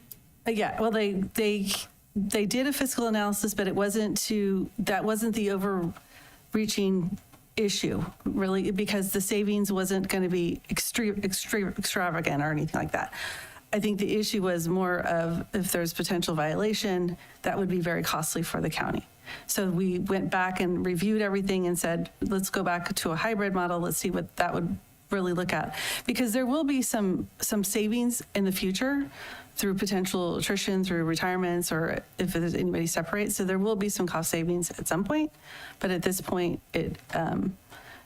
there isn't. Right now, it's really about keeping staff employed and moving forward with the legal services. So the reason the hybrid model is more economically feasible is because staff won't sue. Is that the idea? Because if they get, is that what you're saying? I'm confused on. I'm not saying that. How does we stick with the hybrid model. We're not laying off staff. Okay. Period. We're not laying them off. They're employed still. We do have two staff in Prentice Long that have turned in a resignation that they would go under the umbrella of Prentice Long. They've done that themselves. Now, if the board wants to continue to allow that to occur, if you want to keep them as regular staff, that's again a conversation between the board. But right now, that's just what we've proposed. Okay. Thanks. Supervisor Sotelo. So the staff has the ability, if they so choose, the two staff, that they could stay county employees. Am I understanding that correctly? They could rescind their offers, their resignations, yes. And have we told them that? I mean, are they clear on that if they wanted to stay county employees, they could, if they so choose to go to Prentice and Long? I mean, it's kind of their I haven't reached decision. out to them yet. Again, it's just one of the things that the board needs to decide since they are. But I mean, ultimately, it will be their decision, right? Like, I mean, I think what we're kind of saying is ultimately it would be their decision to go or stay with the county. I mean, I think they kind of have the choice. What do you want to do? They have an option, yes. Okay. All right. Thank you. Supervisor, actually Gonzalez first, sorry. This just goes back to my initial comment that this was not a good idea. This is poor planning on the board's part. This is poor planning, our decision to privatize the county council's office. And the whole idea, the whole premise that this board wanted was to save money. And guess what? We're not saving any money. We might be saving jobs, but we lost Eckham. And Eckham was a very valuable employee that, as Shirley mentioned, he was born and raised in this community. And he was passionate, a young man with a brilliant mind. I can't see that we're losing him as a county employee because of our board's decision. Shame on us for doing that. Again, this whole agenda was so we can save money. That was supposedly the premise of making this decision. Obviously, that's not panning out. I am not in favor of this whatsoever, and I'll be voting no. Supervisor Kosmicki. Yeah, so I mean, you mentioned the fiscal analysis because I think it's important to note that the prior direction that the board gave was to come back with a fiscal analysis. Yet here we are with a completely different recommendation. And so I think that we need to clarify that the board did not, as a whole, did not give this recommendation. I don't know, were there any supervisors involved in those discussions? It's not clear to me. With the law firm? Yeah. Yes. I was involved in those conversations with the law firm that was doing the review. Was there an ad hoc form? Why were you involved with those conversations? I was involved. I was pulled in because of potential litigation. I can't say any more than that. Well, I think you were pulled in because you're the chair of the board. Well, and I'm the chair. Board is not a day-to-day operational.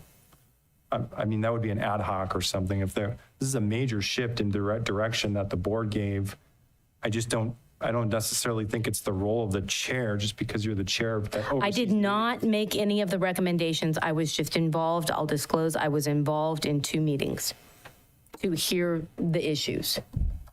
Is that not the staff's role, not the board's role, unless there's an ad hoc formed?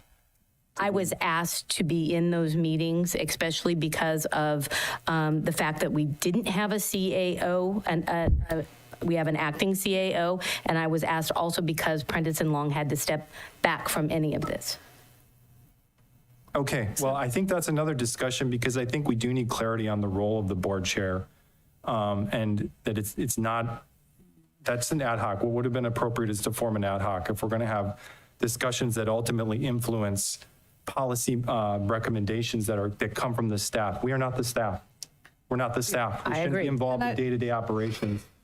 I can comment a little bit. So after I had, the chair was also with me in these meetings. Yes, that's correct. I also lost my counsel, so I'm taking advice from Boucher Law, who was very clear that if we were to go down the original path on that June 17th, okay, but I just want to make it clear that this was my recommendation after receiving the information from Boucher Law, that was not a good direction, and that's why I brought back the hybrid model. Okay, well, there should be a special meeting called if there needs to be. I just don't think it's appropriate for specific issues for the board chair to be inserted into very important recommendations that come back to this board. Okay. It should be the entire board, or it should be an ad hoc that's formed for such recommendations, because this is completely different than what we asked for. What we asked for was a fiscal study to come back so that we could analyze the feasibility of moving forward with fully privatizing the county counsel's office with one or two exceptions. And we're getting a recommendation that is a hybrid model and basically staying with what we were already doing. And so that's where it's the process here. There's some process flaws. I do understand that there's some other concerns that maybe should be more, probably more of a closed session legal issue, but I don't necessarily, I don't agree with the process for how we got here. I do understand the alternative, if we don't approve this today, is to basically have even higher costs. The whole goal with this was to reduce costs, to create more efficiencies in the county counsel's office. And we would basically have spent a lot of time and energy on something, and just we're back to ground, basically back to the start on the whole thing if we don't approve this. So I'm going to approve this only under the notion that the alternative itself is more costly, and we have a lot of cost issues coming down the road. But I will also say that this issue should not go away, that this should be further explored at a later time. And we do need a fiscal study at some point, because that is what we asked for. We asked for a fiscal study, and I don't think a law firm that's not a fiscal analyst doing, I guess, a cursory look at our books, that's not a fiscal study. They gave legal advice. They didn't give a fiscal study or provide any fiscal advice. So that's all. Thank you. Thank you for your comments. Any additional comment? I just want to thank Chair Curro for the efforts that she's done. I know she's spent countless hours and probably sleepless nights, I imagine, working on many of the issues that we've faced over really this entire year. And I do know, being chair last year, you do get pulled into different things that are going on. I think that is one of the roles of being the chair, is that you are apprised of all of the different things kind of going on. And I think staff does need help sometimes. It doesn't mean that Supervisor Curro was there making decisions. I don't think she was there in that capacity. That's not what I've heard today. But I think she was there to help and to do the best that she could. And so I don't think it's fair that right now we're placing this blame on her that this item didn't come back the way it was. And I mean, to be in all fairness, the item that was on our agenda last time was for approval. It went to this fiscal analysis because of the public's kind of comments, and so it was kind of like, oh, okay, let's go and do a fiscal analysis. And so, people were ready to move forward last time without this fiscal analysis. So to blame it on now that we've done something, I think we're trying to do the best thing we can with all the information that we have. And I appreciate the efforts that you have made, Henny, and trying to keep us out of trouble and to figure out solutions. And right now you have the ability, they're bringing it forward to us to approve or not approve. And so I think we're trying to place blame and trying to say that people did things wrong. And I just, I don't think that's fair for the people that have been working really, really hard to make sure that we're staying out of legal trouble, that we are being fiscally responsible. And so I just want to thank Supervisor Supervisor Curro, and I want to thank Henny for all the work that you've done on this, so thank you. Okay, with that, is there a motion on the table? I move to approve as recommended. Is there a second? I'll second.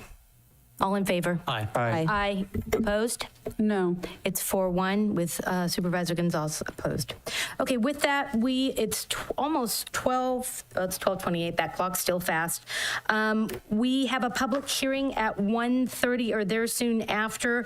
We're going to go into closed session. Is there any public comment for closed session? If you'd like to make a comment in chambers, please provide a speaker card. On Zoom, please press *9 or the raised hand icon. And I have no public comment. Okay, with no public comment on closed session, we will break until about 1:30. We'll be back for the public hearing. Are you going to read the closed session? Oh, yeah, sorry. Thank you. Please read the closed session items, council. Thank you, Barbara.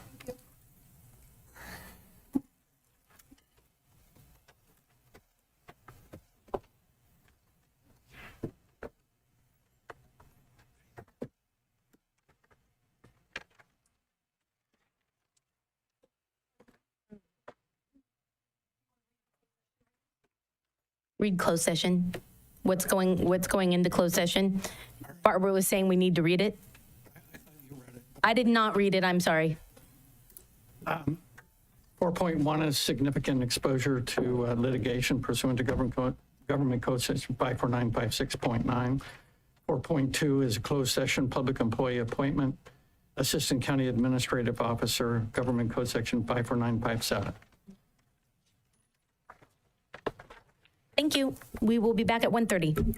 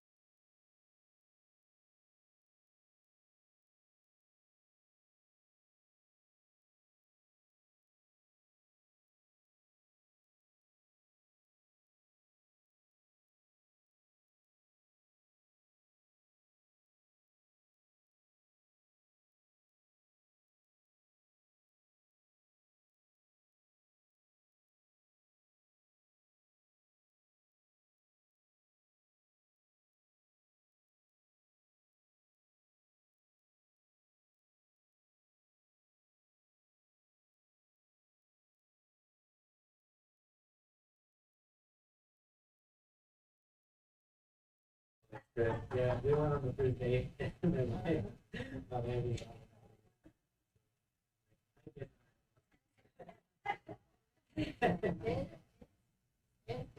was like one fall season living in Colorado. I was like, I was like almost every day. Yeah, exactly.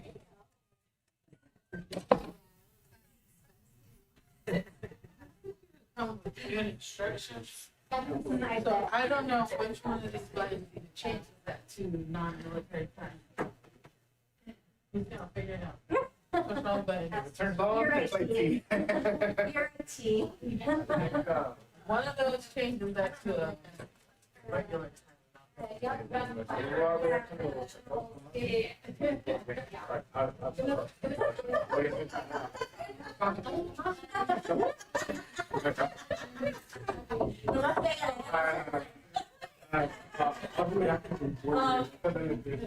One more minute. Now it's 2 minutes. I know. Nomás que me sale el español, ¿verdad? Te digo que nomás que me sale el español.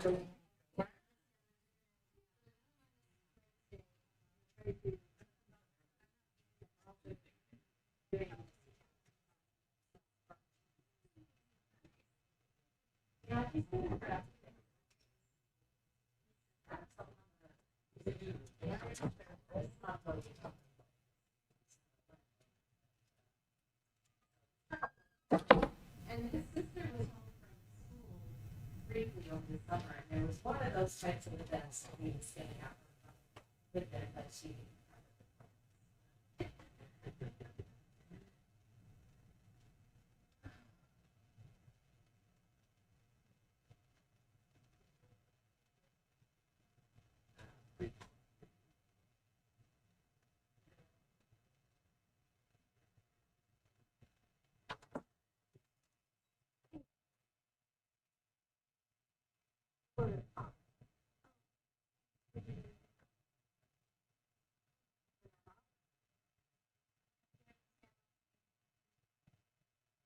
Oh, you can hear it? Oh my God, oh.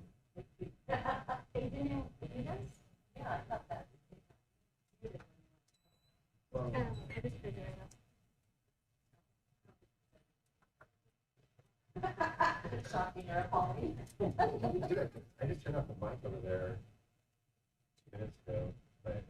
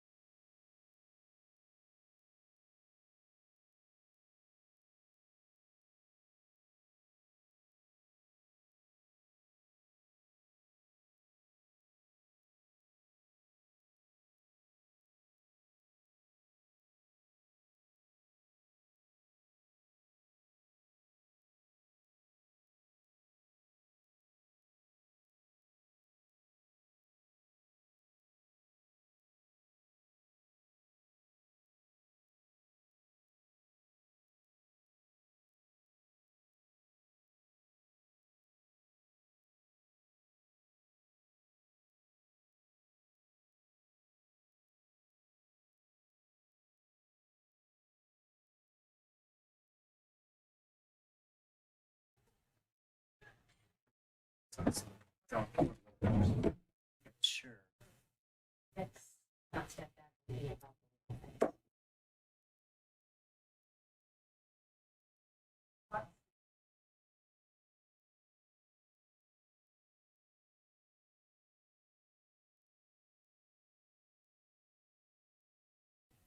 Sorry about, yeah. That's the meeting.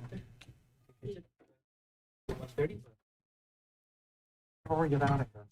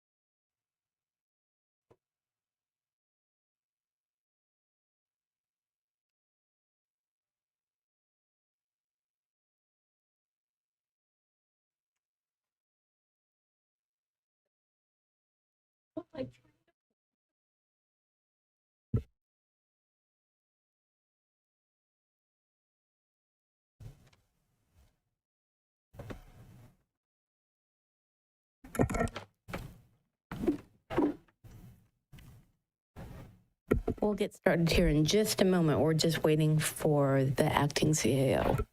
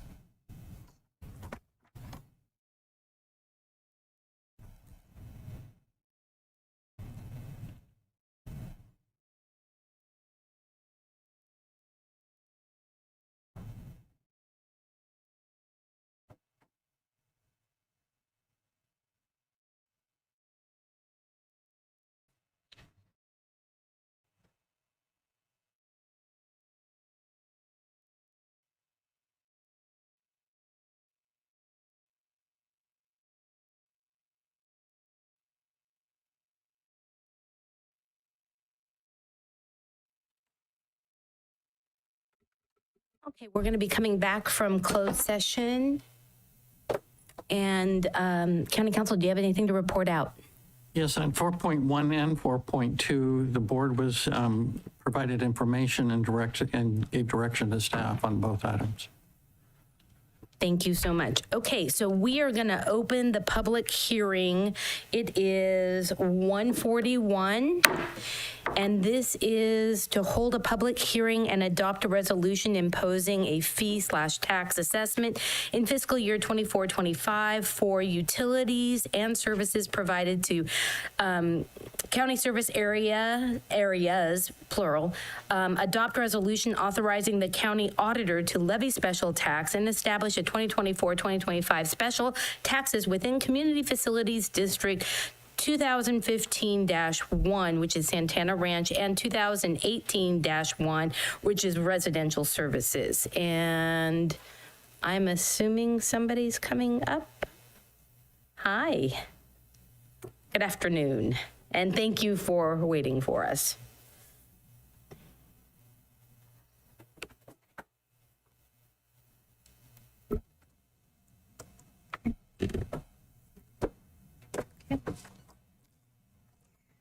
Good afternoon, Madam Chair, Board of Supervisors, and members of the public. My name is Linda Young, and I am the County Service Area and Communities Facilities District Coordinator with the Resource Management Agency. I have been the coordinator for approximately about a year and a half now. I started in my role March of 2023. I will be presenting today and providing a brief overview of the county service areas, community facilities districts, the annual tax levy fees for each CSA and CFD for the fiscal year 2024-2025, and a brief summary of the estimated budgets for county CSAs and CFDs as well. San Benito County has been utilizing CSAs for over 50 years to provide services for various communities. The basic premise of a CSA is to adequately meet the needs of extended governmental services and to collect service fees to cover such services that the county would not otherwise be able to fund through the traditional sources such as property tax, sales tax, fuel tax, etc. County staff currently administers 32 CSAs countywide.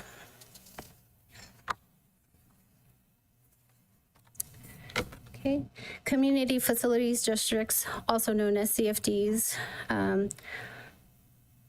is a special finance district established via the Melrose Community Facilities District Act of 1982. The annual levy and collection of a special tax provides funding for negative fiscal impacts, authorizes public improvements and/or public services, and development specific costs. Development specific services may include but are limited to, as specified and detailed on the reports, however, which are police, fire, and related paramedic services, recreational program services and library services, maintenance and lightings of parks, parkways, streets, roads, and open spaces, as well as flood and storm protection services, and the provisions of other public services authorized to be funded under the California Government Code, Section 53313. CFD 2015-01, known as Santana Ranch, was established by resolution number 2015-68 on September 8th of 2015. CFD 2018-01, residential services, was established by resolution on resolution number 2018-67 on September 25th of 2018. To include CFD 2018 residential services includes Bennett Ranch, Sunnyside Estates, and Promontory, which were the three original CFDs that established the CFD, which now includes the addition of 19 annexations for a total of 23 CFDs countywide.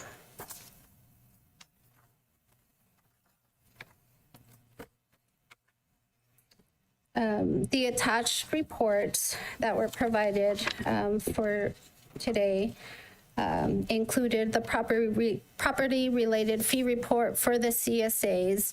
And I just wanted to highlight a few of the CSAs where there are going to be some changes made to the annual tax levy fees, which include CSA 21, Long Acres, CSA 24, Santa Ana Acres, CSA 42, Lemon Acres, and CSA 50, Dunville Estates. The changes made to these particular four CSAs is an increase by the CPI percentage, which is a consumer price index of 2.62%. And in the report, it will show the amounts that each of these CSAs are being increased by. I just want to also mention that Although we are increasing the annual tax levy fees by the 2.62%, we are not exceeding the maximum tax levy fee rate that we are allowed to. So we did not have to proceed with the Prop 218 process. CSA tax levy fees are decreasing for Cielo Vista, which is CSA 22. And the reason for the decrease of this one is, well, the amounts are dropping from $963.56 to approximately $286.80 for a period of 10 years as described in detail under the resolution of 2024-77 in regards to the for the devastation of to provide the sanitary services from Sunny Slope County Water District and the City of Hollister. Also attached to the agenda item was the reports for the annual tax levy fees for CFD 2015-01, known as Santana Ranch, increasing by 3.66% of the annual average, increasing the rates from $758.80 to $786.58. And the last report included for the CFD 2018-01 residential services, annual tax levy fees are increasing by 3.76%. In detail, the report will show the specified rates from last fiscal year to this fiscal year. And then also included are detailed budget reports specifically for the CSAs. Some of the CSAs, I wanted to point out that there is a large estimated annual budget that we have identified, and that is mainly because we plan on doing some major road repairs along with other planned projects to include a sinkhole repair over at Lemon Acres. There's also the gate that we are going to be installing over at Dunville Estates, and also the ongoing maintenance for the water services, specifically for Stonegate and Dunville Estates, along with the ongoing annual services provided across the board to all of them. And that concludes my Thank you so much, Linda. Let's open it up to public comment and we'll bring it back to the board. If you'd like to make a comment in chambers, please provide a speaker card. On Zoom, please press *9 or the raised hand icon. And I have no public comment. Okay, with no public comment, are there any questions that you have for Linda? Oh, don't hate me, you guys. CSAs are my thing. Linda, thank you so much. I know how much work this is. I know how much you put into this. I appreciate everything you do, and I know it's a very tough situation. You're doing a lot of cleanup over a lot of years of and I'm just going to say it, we should have been doing better in these areas, and I thank the community for working with you and being able to go through all this. I had two questions. Yes. One, on Cielo Vista, which is CSA 22, that 10 years, that will get them back to balance because they were out of balance. Correct. Previously. So that is a 10-year agreement. I just wanted to make sure. Yes. So that is showing that even though wastewater is no longer going to be managed by the county because it's going to be moving to the city, this is going to bring all of their issues into balance. Correct. Okay, I just have to say, that's a huge accomplishment. And I thank the city, I thank Sunny Slope Water District, I thank Steve, I think everybody involved, because this was many, many meetings and a lot of negotiations of being able to solve this. But this has been a problem for many years, and you got to count the wins. Let's just go with a win right now. So if you guys don't know, I can tell you the details later, but there's a few heads nodding that understand what we're talking about. So on the other hand, there are many parcels that are 0 address and the street address, but they have parcel numbers that are not paying into the CSAs. Can you explain to me how you have a parcel number? I know I'm getting technical, but how you have a parcel number and there are parcels that don't have addresses, but shouldn't they still be paying into the CSA? So there are a handful of, per se, empty lots. Empty lots, yeah. Empty lots that do not get taxed. If any, there might be one or two out there across the board throughout the CSAs. However, it's based on the accessory dwelling units. Okay. Yeah, so it's just because there is no dwelling unit on there, there are no services to be provided. Okay, there's a few areas in our development where we have kind of different rules, but we're not a CSA. So I just wanted to make sure. I knew it wasn't missed, but I don't want the public to think, why are some of these parcels not having to pay the tax? So thank you for that explanation. And it all depends also on the specifications of when they were developed. Some may have that. They may have to be taxed a portion, the full amount, or zero. That's why I'm glad you're in charge of this. And thank you for being here and not leaving. And this is a big project, so I just... It is. Total gratitude. With that, so we've held the public hearing. So we have items 2, 3, and 4. We have to adopt a resolution confirming the application of 2024-2025 fees, taxes for extended services in CSAs as founded in the fee and tax report. Number 3, adopt the resolution authorizing the county auditor to levy the special tax and establish a 2024-2025 tax rate for CFD 2015-1, which is Santana Ranch, and do the same thing, establishing the 2024-2025 tax rate for CFD 2018, which is the residential services group. Okay. So with that, is there, public comment. Thank you. Oh, did I not do that? I did that. Thank you. Is there a motion? So I move to approve as recommended. Let's second that. All in favor? Aye. Any opposed? Okay, and I know behind the scenes with county council and with staff, that's a lot of work, so big round of applause. Thank you. Okay, moving on to, we have to go back to consent. We had, my notes.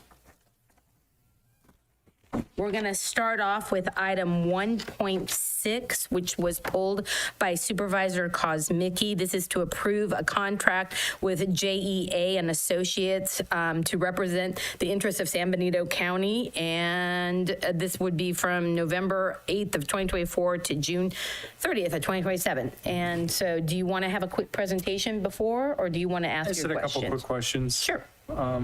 Unless others want presentation. Yeah, I just want clarity because the cost goes up significantly in years 2 and 3 as far as why the cost increase. So significant, it's like 50% around.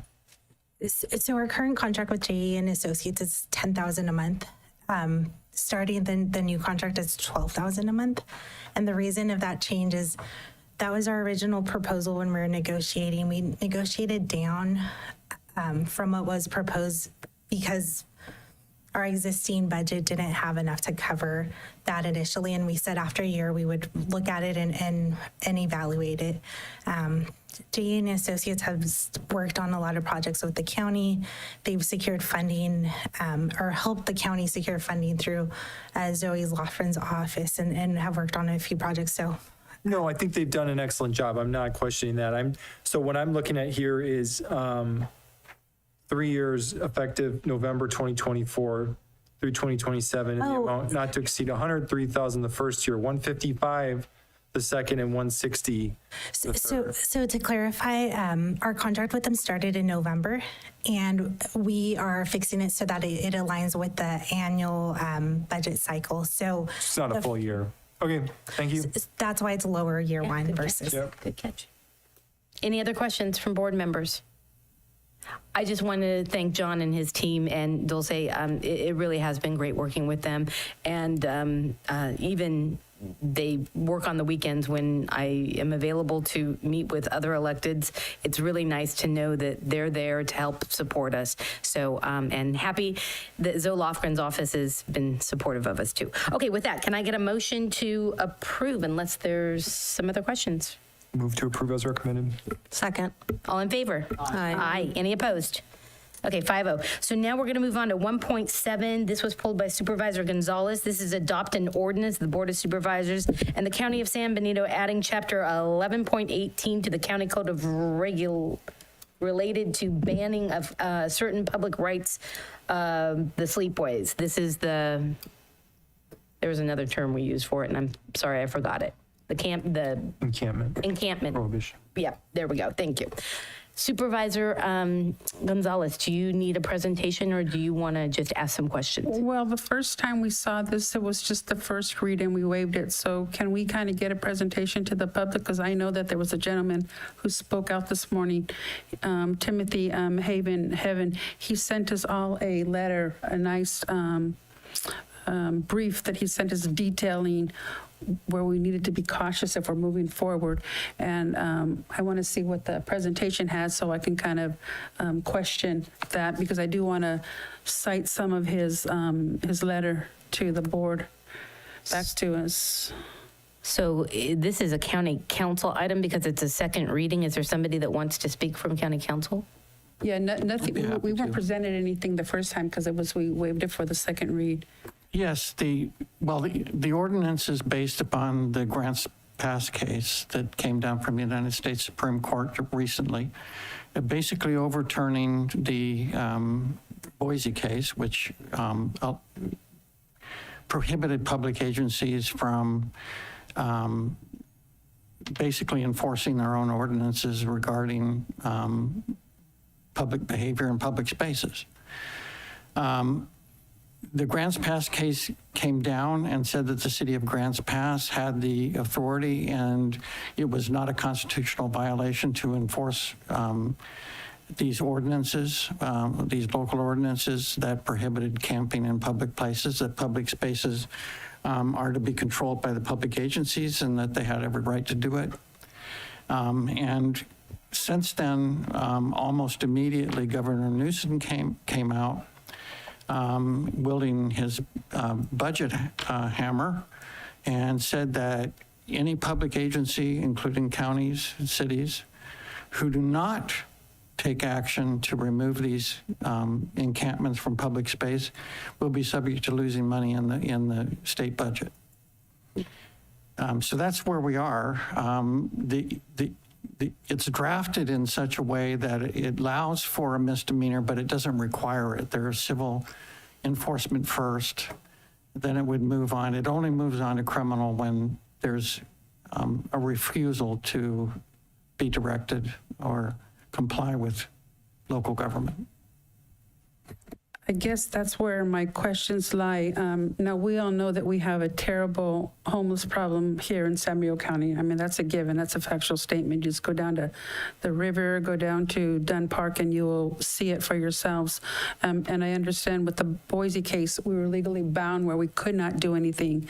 However, with the Grants Pass case, now that we have the authority to proceed ahead, but what is the plan of action from San Benito County? How do we plan to deal with these individuals who are living off the streets and we don't have enough space in the homeless shelter? So what do we plan to do? I think what will happen now, because this ordinance doesn't go into effect for the next 30 days. Right. And in that next 30 days, law enforcement, code enforcement, and county counsel's office need to sit down and discuss just that. We haven't done that yet. But by the time this ordinance takes effect, we should have a plan in place. A lot of the onus and the responsibility is going to fall on behavioral health and that department. And with our budget as it is, and we're kind of strapped, what do you think, or what will you might advise us to be able to do in order to meet some of the needs of these individuals? I know that it's a big issue. It's not a simple approach to solve the problem, but we also have to be compassionate about how we deal with these individuals, because some of them are intentionally, involving themselves in drugs, but some of them have mental health issues that they need the assistance.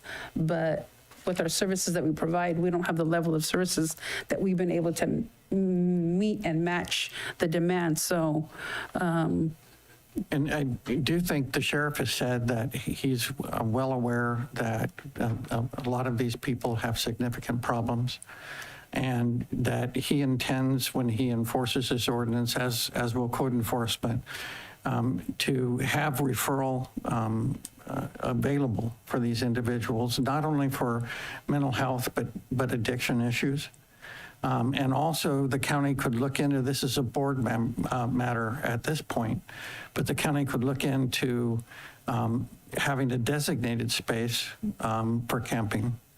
Even if it's public owned, if you designate that space for public camping, then you can, that gives them a place to go. I know before the Boise case, the city of Fresno had a large camping organization, camping space that they devoted to the homeless to allow them to set up camp and have a permanent place to stay, even without, and they provided services there. Behavioral health people would go into those encampments and talk to them, and anti-addiction folks that worked on drug issues would help them. It's not an uncomplicated issue, but this is the only beginning, and I think in the next 30 days there'll be a program in place. Okay, good. That's what I wanted to hear. Thank you. Well, I look forward to whatever plan is that we're going to devise and put together. I was just wondering if maybe to add on, would it be appropriate to, once a plan has been kind of established between county council and code enforcement and the sheriff and maybe health and human services, behavioral health, to maybe come back and give us a presentation of what that looks like? Because I agree with Supervisor Gonzalez. I've actually gotten quite a few phone calls since we had the first reading. And I think there is a lot of concern in the community that while some people really appreciate the step forward, there's also this acknowledgement of, but what does it look like kind of moving forward, and how is this going to work? And so I would love to have a presentation in the future of, what you all come up with and how to kind of deal with this, and kind of in that, in kind of the compassionate nature, but also getting people the help that they need and making sure that we're providing a safe community. So if that's possible. Yeah, no, that would be great. It's not only possible, I think it's required that the public be informed and that you be informed about what the program is in this county, and get a buy-off at this level. So when we set up the first meetings with the sheriff, we'll include behavioral health and HHSA. And HHSA. Thank you. And we'll have, I'm hopeful that we will have a comprehensive plan before the 30 days is up. And so probably be back to you the second meeting in September. Great. Any other questions? Supervisor Zanger, you good? I'll make a motion. Oh, can I had a couple comments real brief. Sure. Sorry. Supervisor I know we want to get to the motion, but totally agree on presentation. I think even if you send out a memo of some of the progress, we BCC everyone sort of thing. Designated camping space, we have been down that road, and I'm telling you, wasn't a pretty conversation. When we were being told that we couldn't go in and basically remove encampments from the riverbed after fires and these other dangerous activities. I was pushing back at the time, and then this conversation started about camping areas, and we looked at several camping areas, and one of them was near the airport, and then there was this big pushback from the business community. So the camping thing is rough. I will say, I know there's probably going to be some, maybe some head nodding or whatever, but there has been conversation about the homeless shelter. We have this fairly large conference room in the homeless shelter, and if it becomes an issue of do we have enough space, we have to decide whether it's more important to have a space for occasional meetings, or if we want to use that for another 25 beds or so that could probably fit in there. And those people that use that for meetings can certainly, I would assume there's space right across the way at the behavioral health department to use space there. And I would suggest that we re-examine that as an option if we're concerned about having at least some extra space for shelter.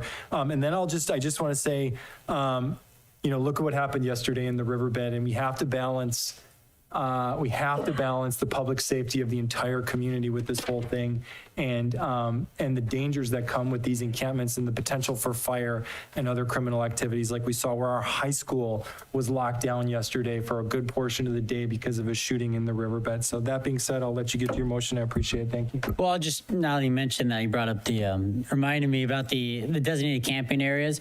I wasn't on the board when it was explored in the past, but I will say, I know that Santa Cruz County had something like that going on, and for their campground of, I think, 50 people, it was upwards of $90,000 a month just for the essential bathrooms and a couple services. So it is, I would say, I don't know how feasible something like that actually is. So that being said, I'd like to make a motion to adopt the camping ordinance as stated.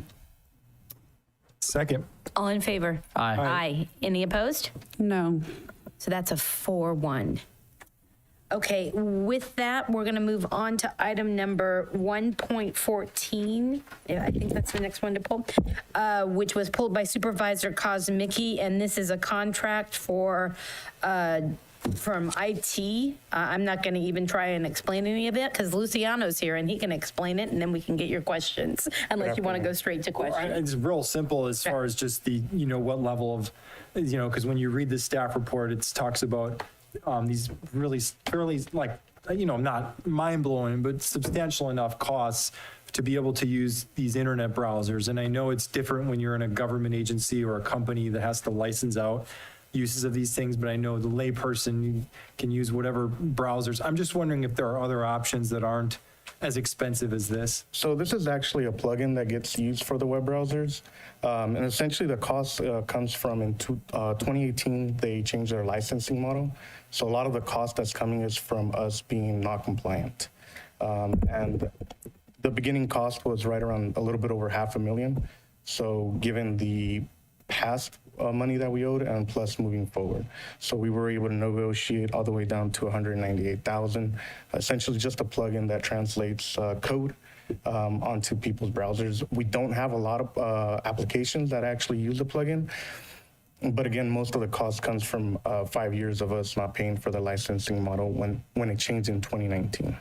And we have to have this sort of mechanism, or can we use other internet browsers that are less expensive? So it's not the internet browser, it's a plugin that runs within the internet browser of your choice. So for the most part, like I said, some of this comes down to just the cost of us not being compliant. I looked at other options in terms of us having a shorter contract. But again, that was the best we could do for 5 years, pretty much $9,900 every quarter. Yes. Supervisor? Yeah, just on that, just so I understand it too. I understand the plugin is essential to run, it says Microsoft Internet Explorer, but I'm not using Internet Explorer. Like, could we just use, is Java plugin required for every browser, or is there some that we wouldn't be required to use Java with the plugin? It's an install on your computer, and regardless of what other browser you use, it's still going to need that plugin. Okay, that's all I was just clarifying.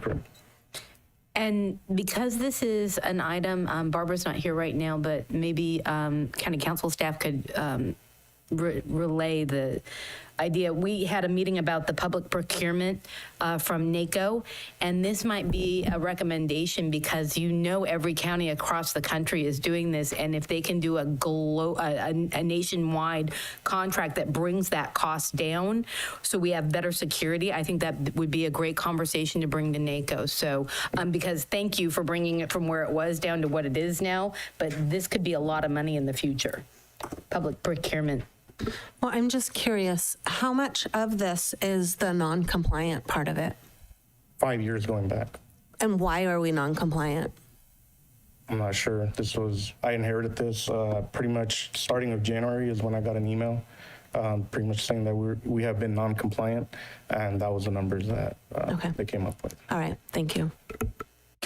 Any other comments? Okay, with that, can I get a motion? To approve as recommended. Second. All in favor? Aye. Aye. Any opposed? Okay, 5-0. Thank you, Luciano. Thank you. Okay, we're moving on to 1.15, which was also pulled by Supervisor Kosmicki. This was from RMA. Approve amendment number 4 for the Briggs Cardosa Associates. Sorry. Yeah, just You want to start with the question? Or or just you quick need a question, so presentation? hopefully he doesn't Okay. have to exhaust it too much time. So the extra $218,000, there's no additional local match cost then? Well, it's, the Highway Bridge Program pays for 88.5%, so we'd be paying approximately 26K.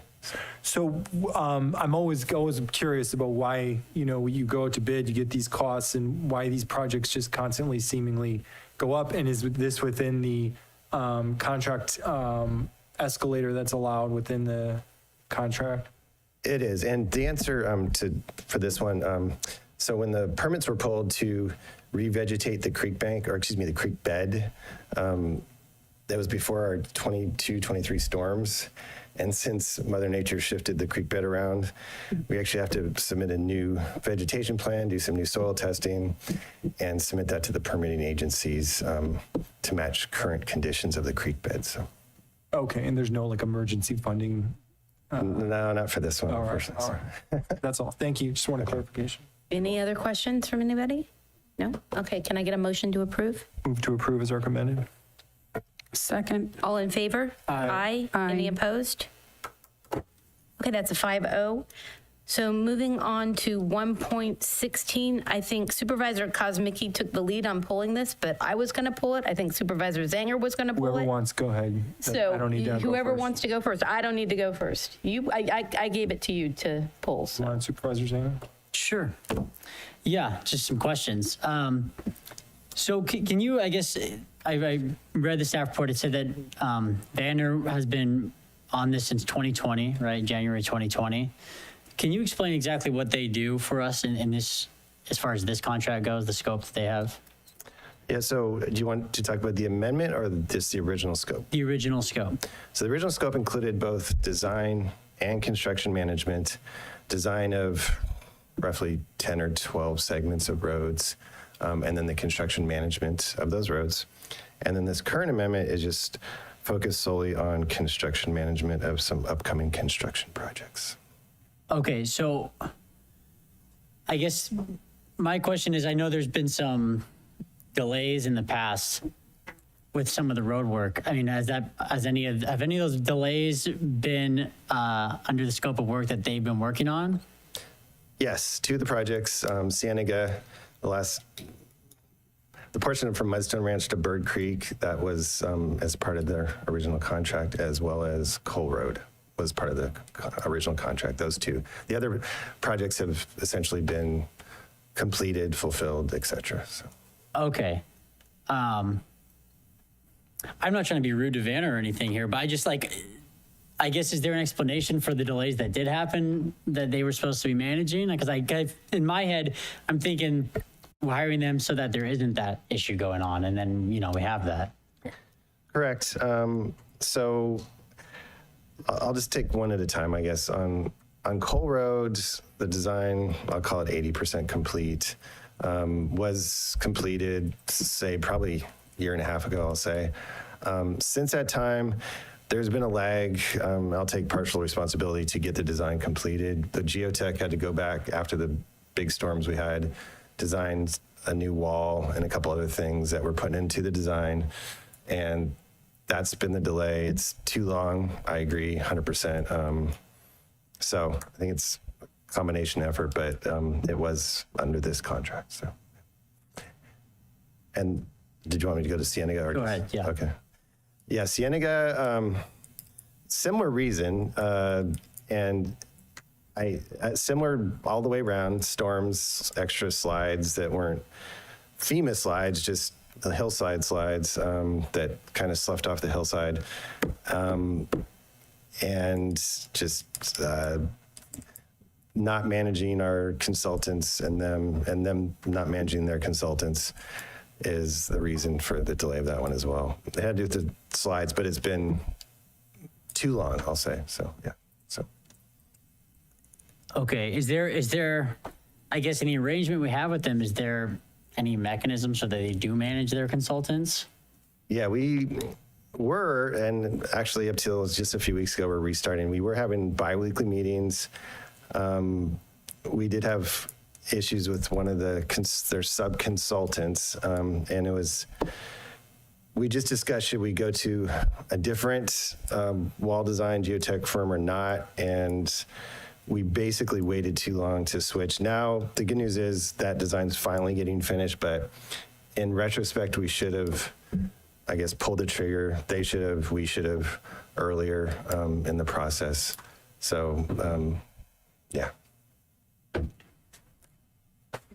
Supervisor Kozmicki. Thank you, yeah. So what would be the pros and cons of, because this is a lot of money, I think, we're amending a contract, we're not required, but contractually beyond December, I mean, can we go out for an RFP to see if there are others that are willing to do this? What are the pros and cons of looking at potentially other firms if we haven't been completely satisfied with the project management to this point? So we could do that if the board directs us accordingly. This is what I would recommend. So for number 2, Shore Road Construction Management, since that, we could likely bump that to the spring. And then also for Cienega, similarly, we could RFQ those and get a construction management contract for those. However, Carr Avenue, we're finishing that one up.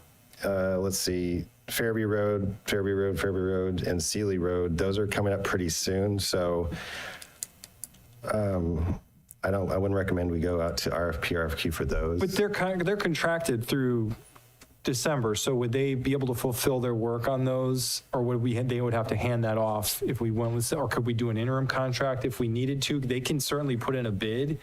I'm just concerned that, if we're not, look, I don't know the details, so I don't want to throw them under the bus. I don't even really want to be critical. I just know that we've had delays with, management of road projects, and I think we've all taken to a relative beating from it. I know I have on Cole Road in particular.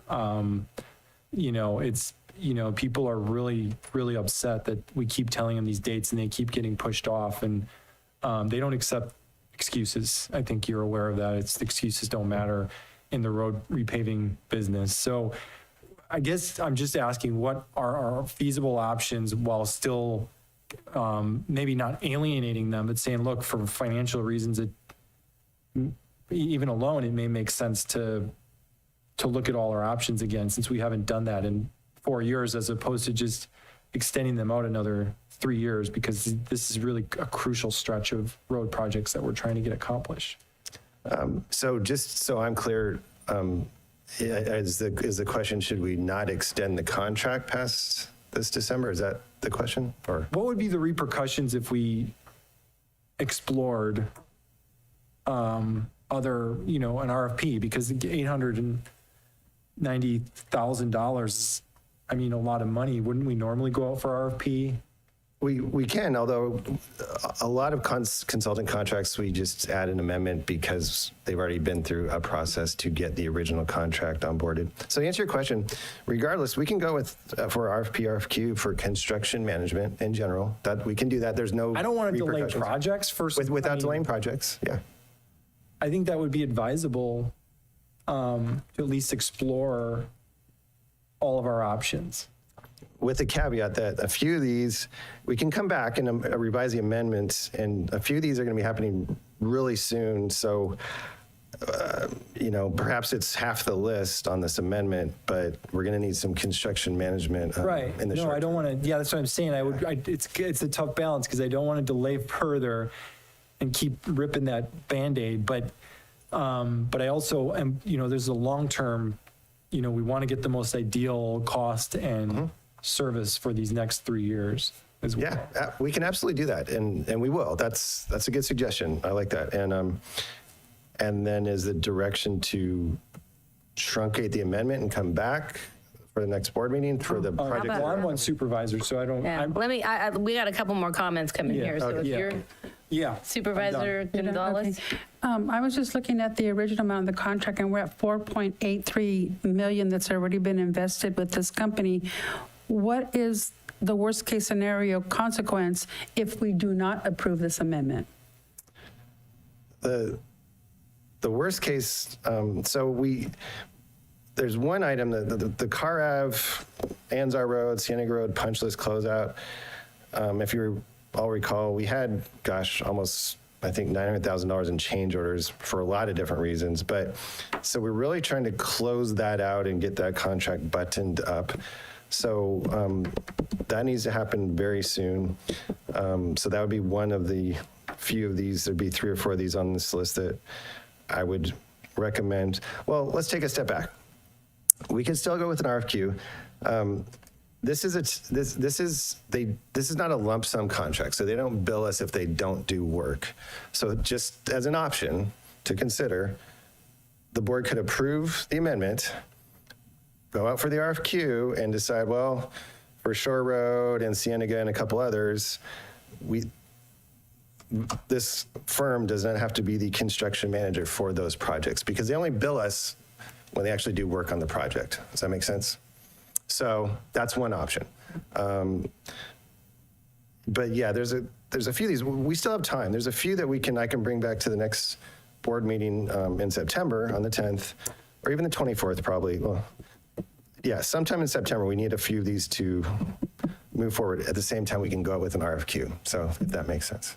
I like the idea of going out for RFQ. I also don't want to delay the process, but I wouldn't be voting for an amendment at this point in time. So I like your suggestion of coming back and giving us some numbers so we can bifurcate things and kind of pay what is due, but not necessarily bind ourselves into future expenses with this firm. You figure they're experts in the field and they need to manage more, better, more severely, harshly, whatever, but they need to monitor the people that they hire that work under them. I just would like to set an example with this amendment and I don't want to approve it. Any other comments? Supervisor Sotelo. Might as well ask a question. I'm just curious. I mean, it's a lot of money considering going back to 2020 to possibly today. Is this something that we couldn't ever hire like an in-house construction manager position, or is this something that there's a lot more to it? It's more the latter. So we have an on-call 4-leaf public works inspector. He does a real good job. He's one person. And he, I'll say, can oversee some of our smaller tasks, but some of our big road projects, it usually takes more than one person just to process paperwork. And there's usually a couple folks on site for some of the larger projects because they're so large, there's multiple things happening for inspection. Like the perfect example is in Aromas when we did the SB1 on Anzar and Cienega, and everybody was all spread out. So to answer your question, it's a little more than our one inspector could handle. So you do need a team, I'll say, a construction management team for some of our larger projects. But it seems like with almost $6 million that we've spent since 2020, or let's say 4.7 million, I think was the more accurate without this, with this latest amendment. It seems like we could have a team for that. That's over $1 million a year, essentially, right? So we could have a construction management team. I mean, I just wonder, I know sometimes it's easier just to kind of go out and get kind of these bids, but is this something that maybe we need to look at that, gosh, at this point, would it make sense for us to have a few? And I don't know, it maybe would be absolutely not, but I think that roads really have been kind of a priority for this board. And even moving into the future, I think the intent is that, okay, let's kind of keep up this momentum. And if this is the momentum that we're going to be doing, maybe we need to kind of reevaluate. Because, I mean, I look at, okay, almost $5 million. Could we maybe get, if we could, maybe some more money could be going towards roads. So I don't know.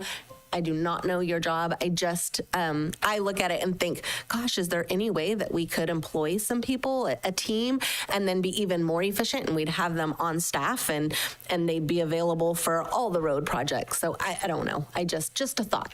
It's a very good thought. The tricky part, as we've all experienced firsthand, is contractors are available sometimes, and then they're off to another agency to do other projects sometimes. So there's lull periods. So we're not, the last few months, perfect example, right? The contractor's been in different cities doing different things, or even finishing up some of our projects. So that team of the county would not have had a lot to do except work on some of the smaller private development things that our current inspector does. And he bills out almost all of his time to developers for, when subdivisions are being built one up. But I think this might be a case where it's more efficient to have a team on call. Because again, they don't bill us unless they're working on the project. So you bet. Okay, with all of that, I thank Supervisor Kosmicki for polling. I also thank Supervisor Zanger for what are they doing for us? Because your initial statement was they're the design team and the construction management team. So they bring on all of the consultants for the design, and then they're supposed to be the CM over that team. And just to be clear, it's not for all of our projects. I'd say 25% of our projects, but for definitely a set of 10 to 12 projects, that is correct. Some of our bigger projects. Yeah, that's correct. Isn't the purpose of a CM to really support the owner, which is us, and ensure that we're not being taken advantage of? I don't see that in this contract or the amendments. It feels like and looks like from just reading it that it is, we're not going out to bid, we're not being competitive, and we're just handing them more of our money. I'm sorry, that's just my opinion. And it's nothing against you. It's the process that's been happening, and I think we need to fix it. I just don't agree with it. I think we've been taken advantage of for too long. If we're gonna have a CM, the CM needs to be overseeing where we're coming from and not, if it seems like the design team is being overseen by RCM, which is the same company. They're hiring the design team, is that correct? That's correct. And so they're selecting them, they're hiring them, and they're managing them. And that's not normally what a CM is. A CM is someone that is protecting the owner's interests and ensures that you're not going over budget. And that's what I feel like is missing. Fair enough, but just for context and to give them kind of some perspective, Please correct me. I know I'm just looking at it from a blind eye. Understood. But so the designers design the projects for these 10 or 12 projects. Then we go out to bid, and then it transfers over to construction, and their CM team oversees the construction. And in my opinion, they've done a good job of overseeing the construction.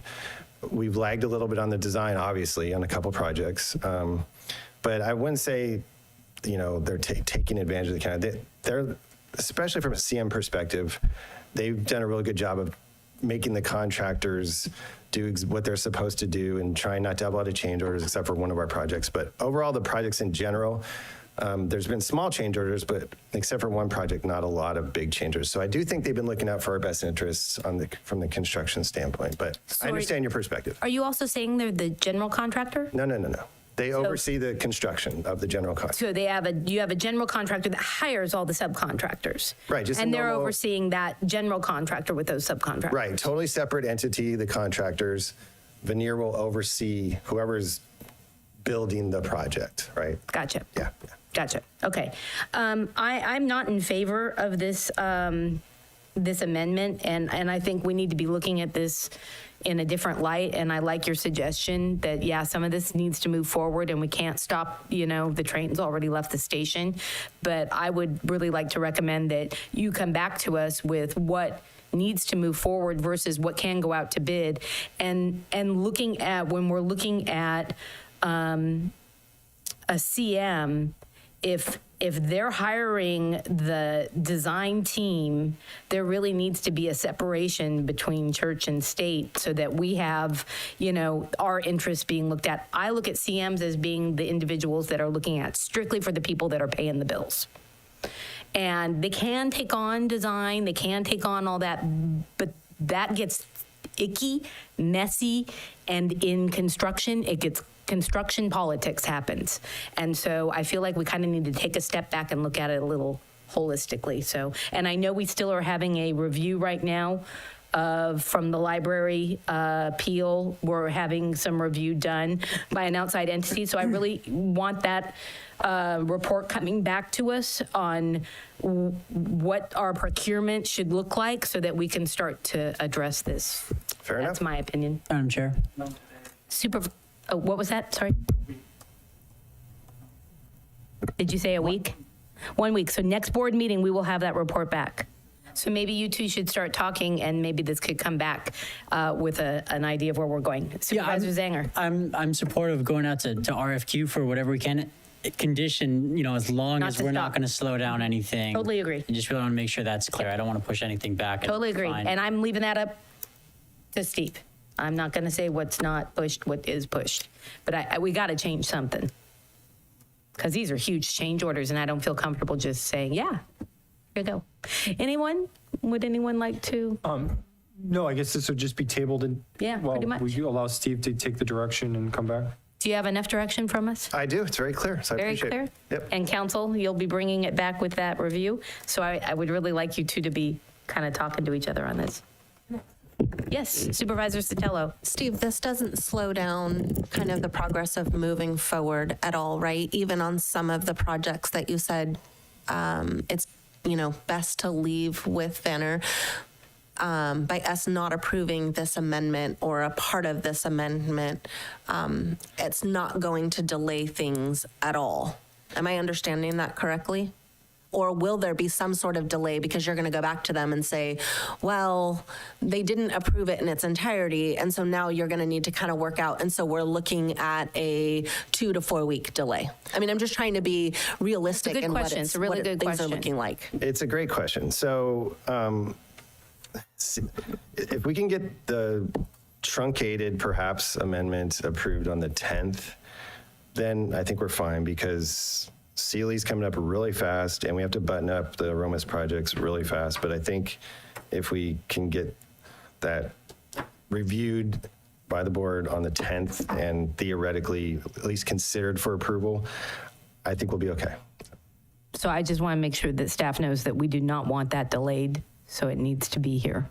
Yeah, so we have to No scramble a bit, pushback. But also, Steve, that means you have to have everything on your agenda item done timely, or the clerk of the board will talk and that's to me. asking a lot. So You guys, I know what happens back there. You guys, will you as text Vanessa Steve, knows please? firsthand, I know really. Yes, understood. Okay. And thank you, Steve, for everything you do. And thank you to Vanner for what they do. I just think we need to look at a different approach. Yes, Okay. understood. All right, thank you so much.